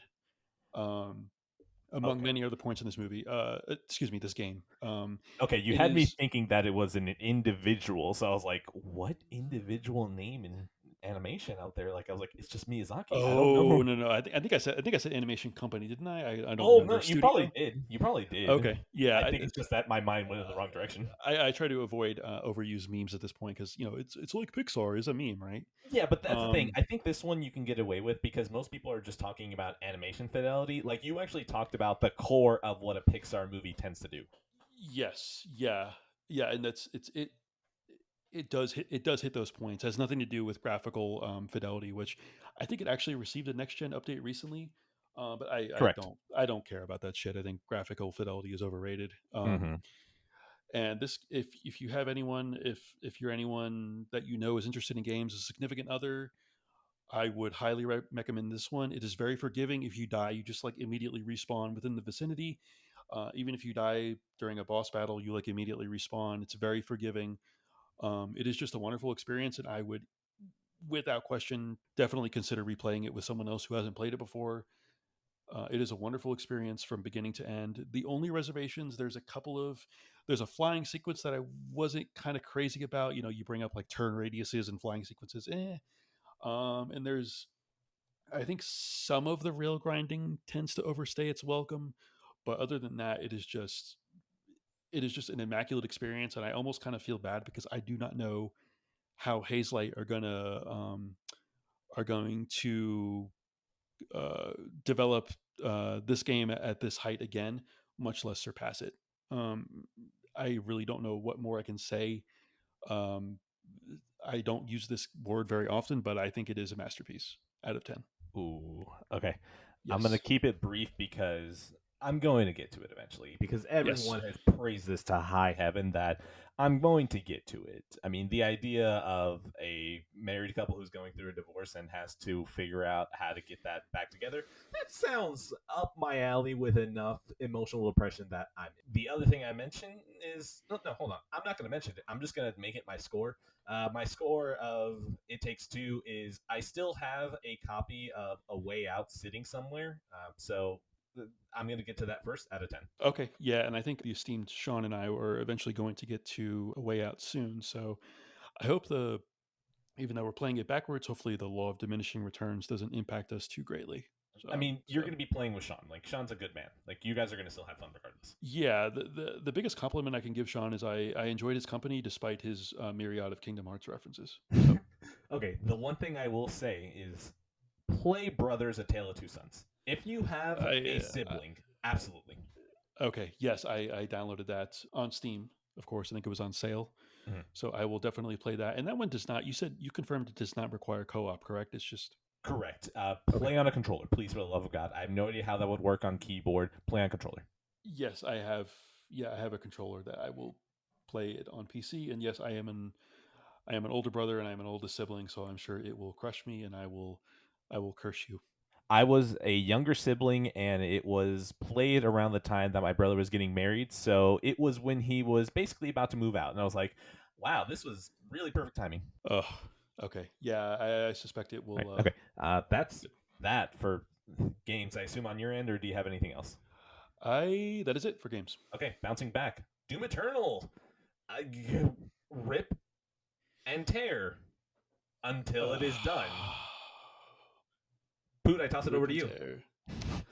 tear. You have nothing else to say in the moment? I don't think I have any. Do I need to say anything else? You played 2016, right? The Yes, of predecessor? course. And if I had to talk about Doom 2016, my entire thing that I would say would be rip and tear. Yeah, I will say Doom Eternal is a borderline perfect sequel to Doom 2016 in Yes. that it expands upon everything. And what what I realized the brilliance of this game, that I was further and further away from it, and I've heard, other people talk about it as they play it, is that this game has the confidence to tell you, no, this is the specific way you are going to play Yes. this game. You are going to do what I've come to call the Doom dance. Yes. And that they're telling you, this is what you're going to do, this is how you are going to do it, and and our dicks are so long, and their dick pendulum swings so widely that we are going to make it work seamlessly. You will have to use all of your equipment at your disposal. You will eventually be forced to use nearly all of your weapons, depending on how good you are at the various kills, etc. Yep. Um, you will have to get up close to the grill for the glory kills to get armor or health or ammo or whatever. And we are so good, we are going to funnel you into playing it the way that we want you to play, and we know it's good, and that's it. Um, I still need to get to the DLC. It is one of the best first-person shooters that I have played in years. Um, I There's nothing really else I have to say. Anyone who hasn't played Doom 2016 or Doom Eternal, if you have a problem with rip, then have you tried tearing? And if you have a problem with tearing, have you tried ripping? Now, if you have a problem with ripping and tearing, there is nothing I can do to help you. I don't know Yeah, what is wrong with you. It might be a mental deficiency. If you talk to your doctor and see if they can give you some pills, and if they recommend you Doom 2016 or Doom Eternal, I think that is the first way to start trying to figure out a pathway to become a healthier person. Rip and tear until it is done. yeah, that is rip and tear. I think is the true duality of man, without question. It taps into man's most primal instincts, I think, and whether that's ripping a oh geez, I forget the name of that specific creature, cacodemon, the cacodemon. Oh yes, Cacodemon. Yes, you rip the eye out of the cacodemon, or you just you hammer fist a basic demon's head through his chest cavity. And he just it's all looks up good. at you like, "Why would you do this to me?" Yes, he looks up at you like a helpless puppy dog as his lifeless corpse collapses. It's a brilliantly designed game. The last level is a symphony of slaughter. The music just gets you pumped up every time. Yeah. It is immaculate. The last boss battle is, but again, like I don't know how you I don't know how you cap off a game that insanely good with like a big culmination perfect boss battle. Like I don't know how it's going to live up to the rest of the game, but the final level overall is just immaculate. It is wonderful, and it's kind of a case like with It Takes Two. It's like, can they top this? I don't know. I have faith in id to give it the college try next time, and I can't wait to see what they come up with. But yeah, it's wonderful. I can't wait to get to the DLC. Yeah, I have nothing else. My score is, oh, what is my score? Oh, we all know there's one score.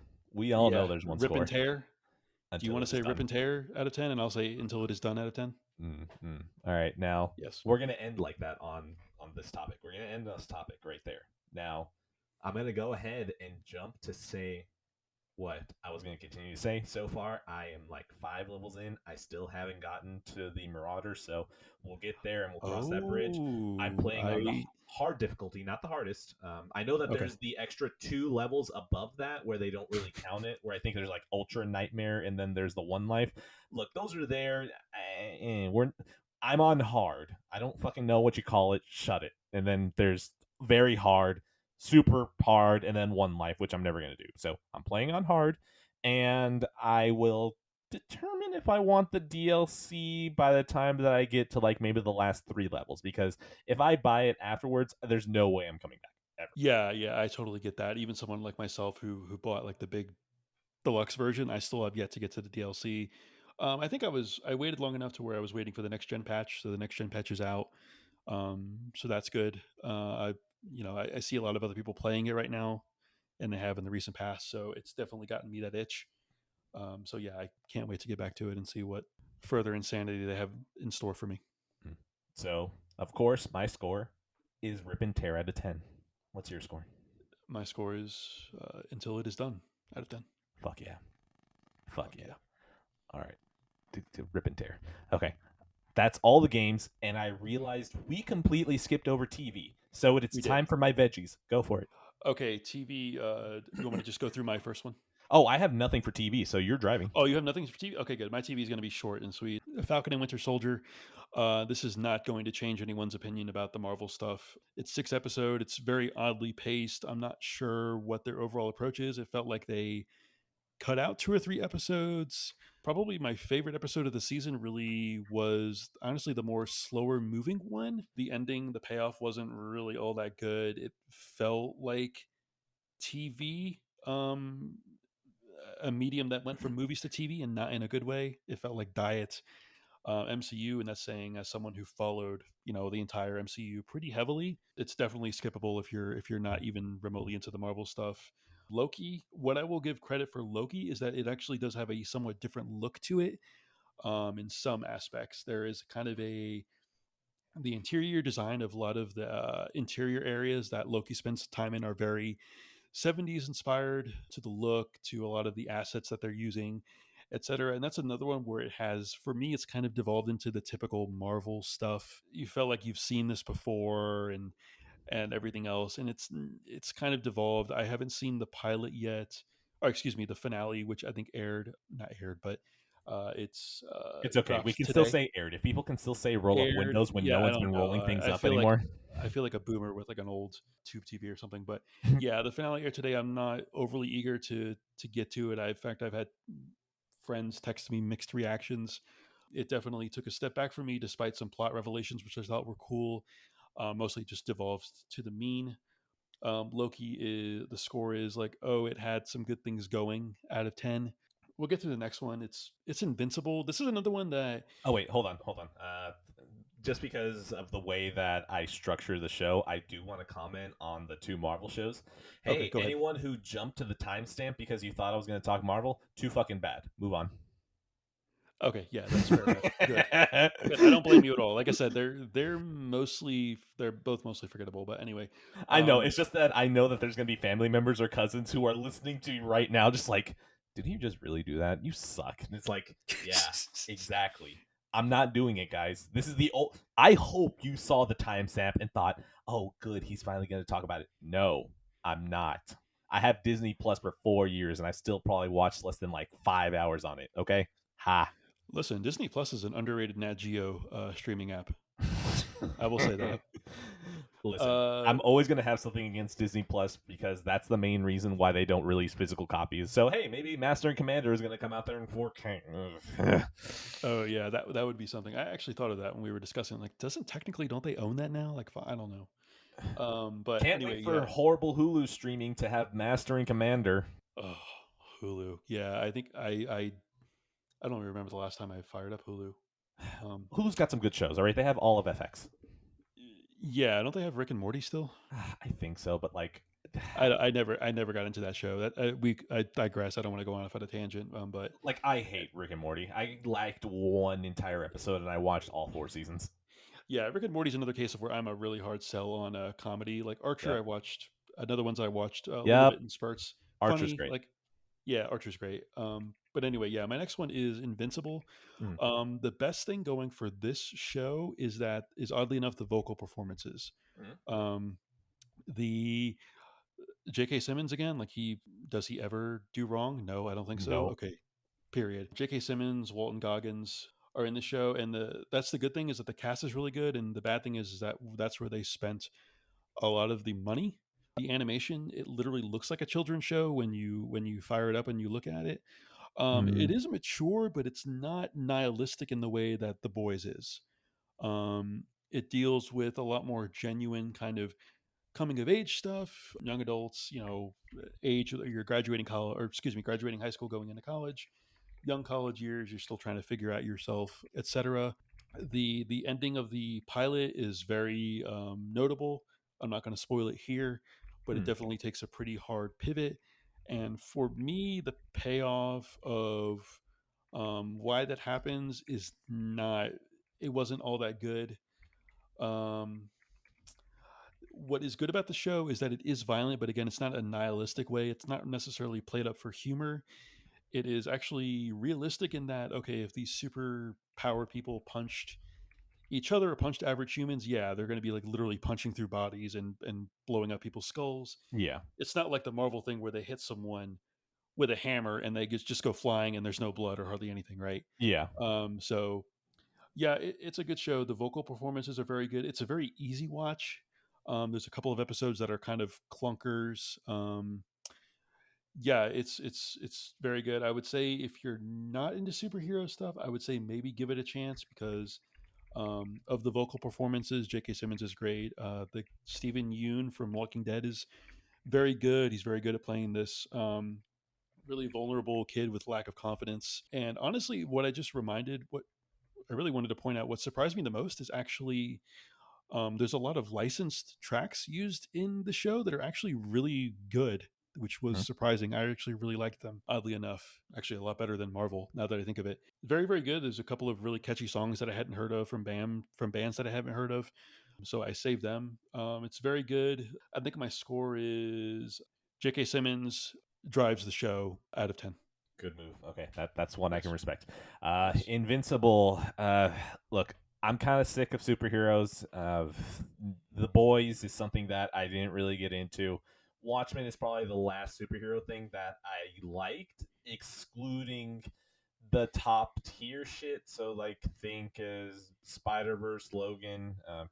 Endgame really didn't speak to me, nor did the newest Spider-Man movie, and it's not like I care about anything for the X-Men within like the last half decade. So, should I watch Invincible? I would say if you're not into superhero stuff, I don't think it's going to change your opinion. So keep in mind, like I'm just sick of it from a baseline point, but if it is just good shit where it just so happens to be superheroes, I can still probably make an exception. I don't know because I think the clunker episodes are kind of near the middle end. Hmm. So I would say give it a shot. Like I said, the first episode ends like with a freaking insane scene that I'm not going to spoil. I would say the vocal performances drive the show. So Hmm. that's what I would say. Kind of keep in the back of your mind as you continue watching the show if you want to stick with it. But other than that, there's nothing really outstanding about it aside from again the vocal performances for me. Okay, so for example, Yep. Mr. Robot, if someone watches the very first scene and if they like it, I tell them that's that. If you like that first scene and if you like the pilot, stick with it. That is emblematic of the entire show that if you need to sum up the show, the pilot and the first scene are pretty much good ways to do that. Is there a certain cutoff point for Invincible where would you say the first episode is a good point of if you enjoyed that, stick with it? I would say the first scene is not good. I will say that it literally Hmm. feels like I don't know, like a TV. What is that rating? Like a Y7, not even a TV 14. Mhm. Honestly, that's okay with me because I'm pretty sure that the whole art style is supposed to be subversive, where you're like, oh, it just feels like a Saturday morning cartoon. Oh my god! When you get to the ending. Yes, yeah, yeah. When you get to the ending scene, that is certainly the case. I would say, yeah, the ending of the first episode, I think, certainly hooked me. Where it's like, okay, I'm kind of curious. And again, I will say that the payoff for me was kind of like, okay, it seemed a little bit conventional. But again, J.K. Simmons does such a good job that he sells it.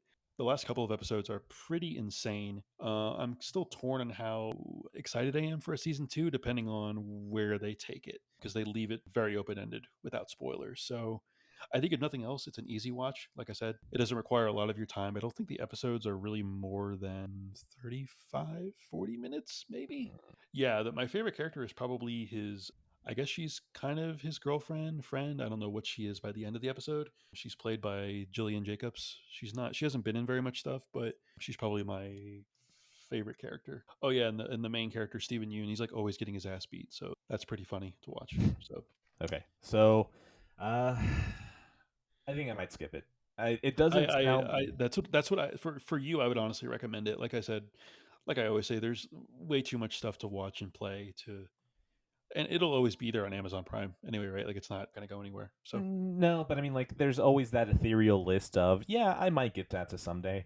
I don't think I even want to put it on there because it doesn't sound like it's doing enough to justify the time itself. Because that's the thing, like, I'm very picky. Like, like you said, there's so much shit that I don't know if I'd even want to dedicate the slight mental memory to remember that's an option. yeah, I think I literally binged the entire season over a weekend. Mhm. In 2 to 3 spurts. Like I said, it wasn't too much of a time demand, and like it was good. But again, there was nothing memorable about it except the vocal performances. I mean, just J.K. Simmons just being a boss and setting everyone straight and yelling at people and being a badass. That's never a bad time. But outside of that, it's nothing to really write home about. I think it definitely, I would say, it mostly got overhyped for me. So I don't. It's not something that I would really recommend to you. Definitely don't prioritize it. So Okay, fair enough. Then yeah, it's going to be a skip. That's yeah, what we got. yeah. Okay, yeah, that was the episode. Poot, how was it for you? Um, it was good. I have Queen's Gambit. It's the only thing I have left. Oh shit! I'm trying to end this episode early. Go, move on, Uh, go, go, go. have you Ignore seen that. have you seen Queen's Gambit? I've seen nothing. I'm pretty sure we're gonna do the little look of Anya Taylor Joy. Anya Taylor Joy. I mean, yeah. Do I need to? I don't think I need to comment anymore. But No, we're just giving her the look. she's one of my crushes straight up. I will admit that. And in addition to that, she has a very unique screen presence. The screen just, I think, gravitates toward her no matter Correct. where she is at it on the screen. The show is very, very good. It's very well crafted. I would highly recommend it. I think you will like it. It does the chess stuff very well. I'm kind of like about chess. I don't especially like it. I don't really hate it. It is very good. It's very well acted. It's very well written. It does not overstay its welcome, which was the important thing. It is a miniseries, so it's very digestible. It is one of the low key better things that I've watched. And like with Social Network, it's not really about like that movie's not really about Facebook, right? And this miniseries is not about chess. It's about really one specific type of person. In this case, a young woman kind of making her way and navigating through, I believe it's 1950s, and she is an orphan. So that's another aspect in how she navigates that entire world and upbringing through the through the prism of competitive chess. I believe it's based on a what do they call those things that people like look at with words and letters in them? I think it's based on one of those things. Comics, Yeah, I don't know, visual novels, I think, or something. I don't know, graphic but novels. I think the yeah, Weebs know graphic about it. novels. Yeah, yeah. I was kind of hopeful. I thought it was actually a true story, but it's not. It's based on a fiction. Mm. So it is very good. She is excellent. I'm trying to think of other standout performances. I can't really think of any. But yeah, it's my review is on Anya Taylor Joy is a star out of 10. Okay, that's So wonderful. I highly recommend it. I actually think you would like it. It's very, very, very character focused. She's self destructive, but she's brilliant. So I yes, love self-destructive characters. That's self every. destructive and brilliant. Yeah, it's very, very good. There is actually a very serious scene that is played up for humor. I think at the end of the first or second episode that I laughed out loud. I think they were going for humor, even though it really wasn't humorous. You'll probably know it when you get to it. It's very good. It's something that I'm glad it got funding. Like, thank you Netflix for funding this because I don't think that really maybe HBO would have funded it. It does feel like kind of like an HBO miniseries. I think it is close to being that good. Keep in mind that we're in the streaming revolution. Someone would have picked it up. Yeah, someone would have picked it up. I forget who the writer and director is. I think he has pretty good credits. But So while we were speaking, I already added it to my list. I'll get to it eventually because self-destructive geniuses is definitely a genre I like to dabble in. yes, and I mean she, I'm not going to gush too much. Yeah, she's just a great screen presence. She absorbs all of the attention in every scene she's in. Maybe that's just me again, but it's excellent. I think a lot of people slept on it. It definitely demands more attention and love. So, Anya Taylor-Joy out of 10. If I didn't say that already. You know what? I'm just gonna echo that score because I don't feel like I know the show enough to think of something funnier. So yeah, Anya Taylor-Joy out of 10. The witch is good. I mean, sorry, the Vavitch. Yeah, God, that irritates me. The Vavitch is good. Yeah, I can't wait to. I don't even know. Wait, no. Okay, well, actually, no. Are you going to mention something about the Vavitch or the show? No. I was trying to think of. I can't remember what she's doing next. She was in Emma as well. That was actually surprisingly good. I think it was I think it's a Jane Austen adaptation. Oh yeah, that very I remember. Charming. Very Yeah. charming. I was impressed by that as well. So. Okay. Yeah, okay. Are we good? Are we good? Yeah, I think we're done. Are you exhausted? Oh no, I just look at the time. I'm like, damn it, this is what I was trying to avoid. Oh yeah, I know. I saw the time. Like, feel free to cut out a lot of the Evangelion stuff.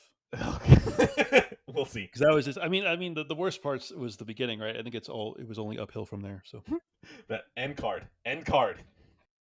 Hey, look at you. You got to the end of the episode. From episode 0 to the day that I finally get lazy and cancel the show, a big thank you to Joey Rawlings for providing the perfect name for the show.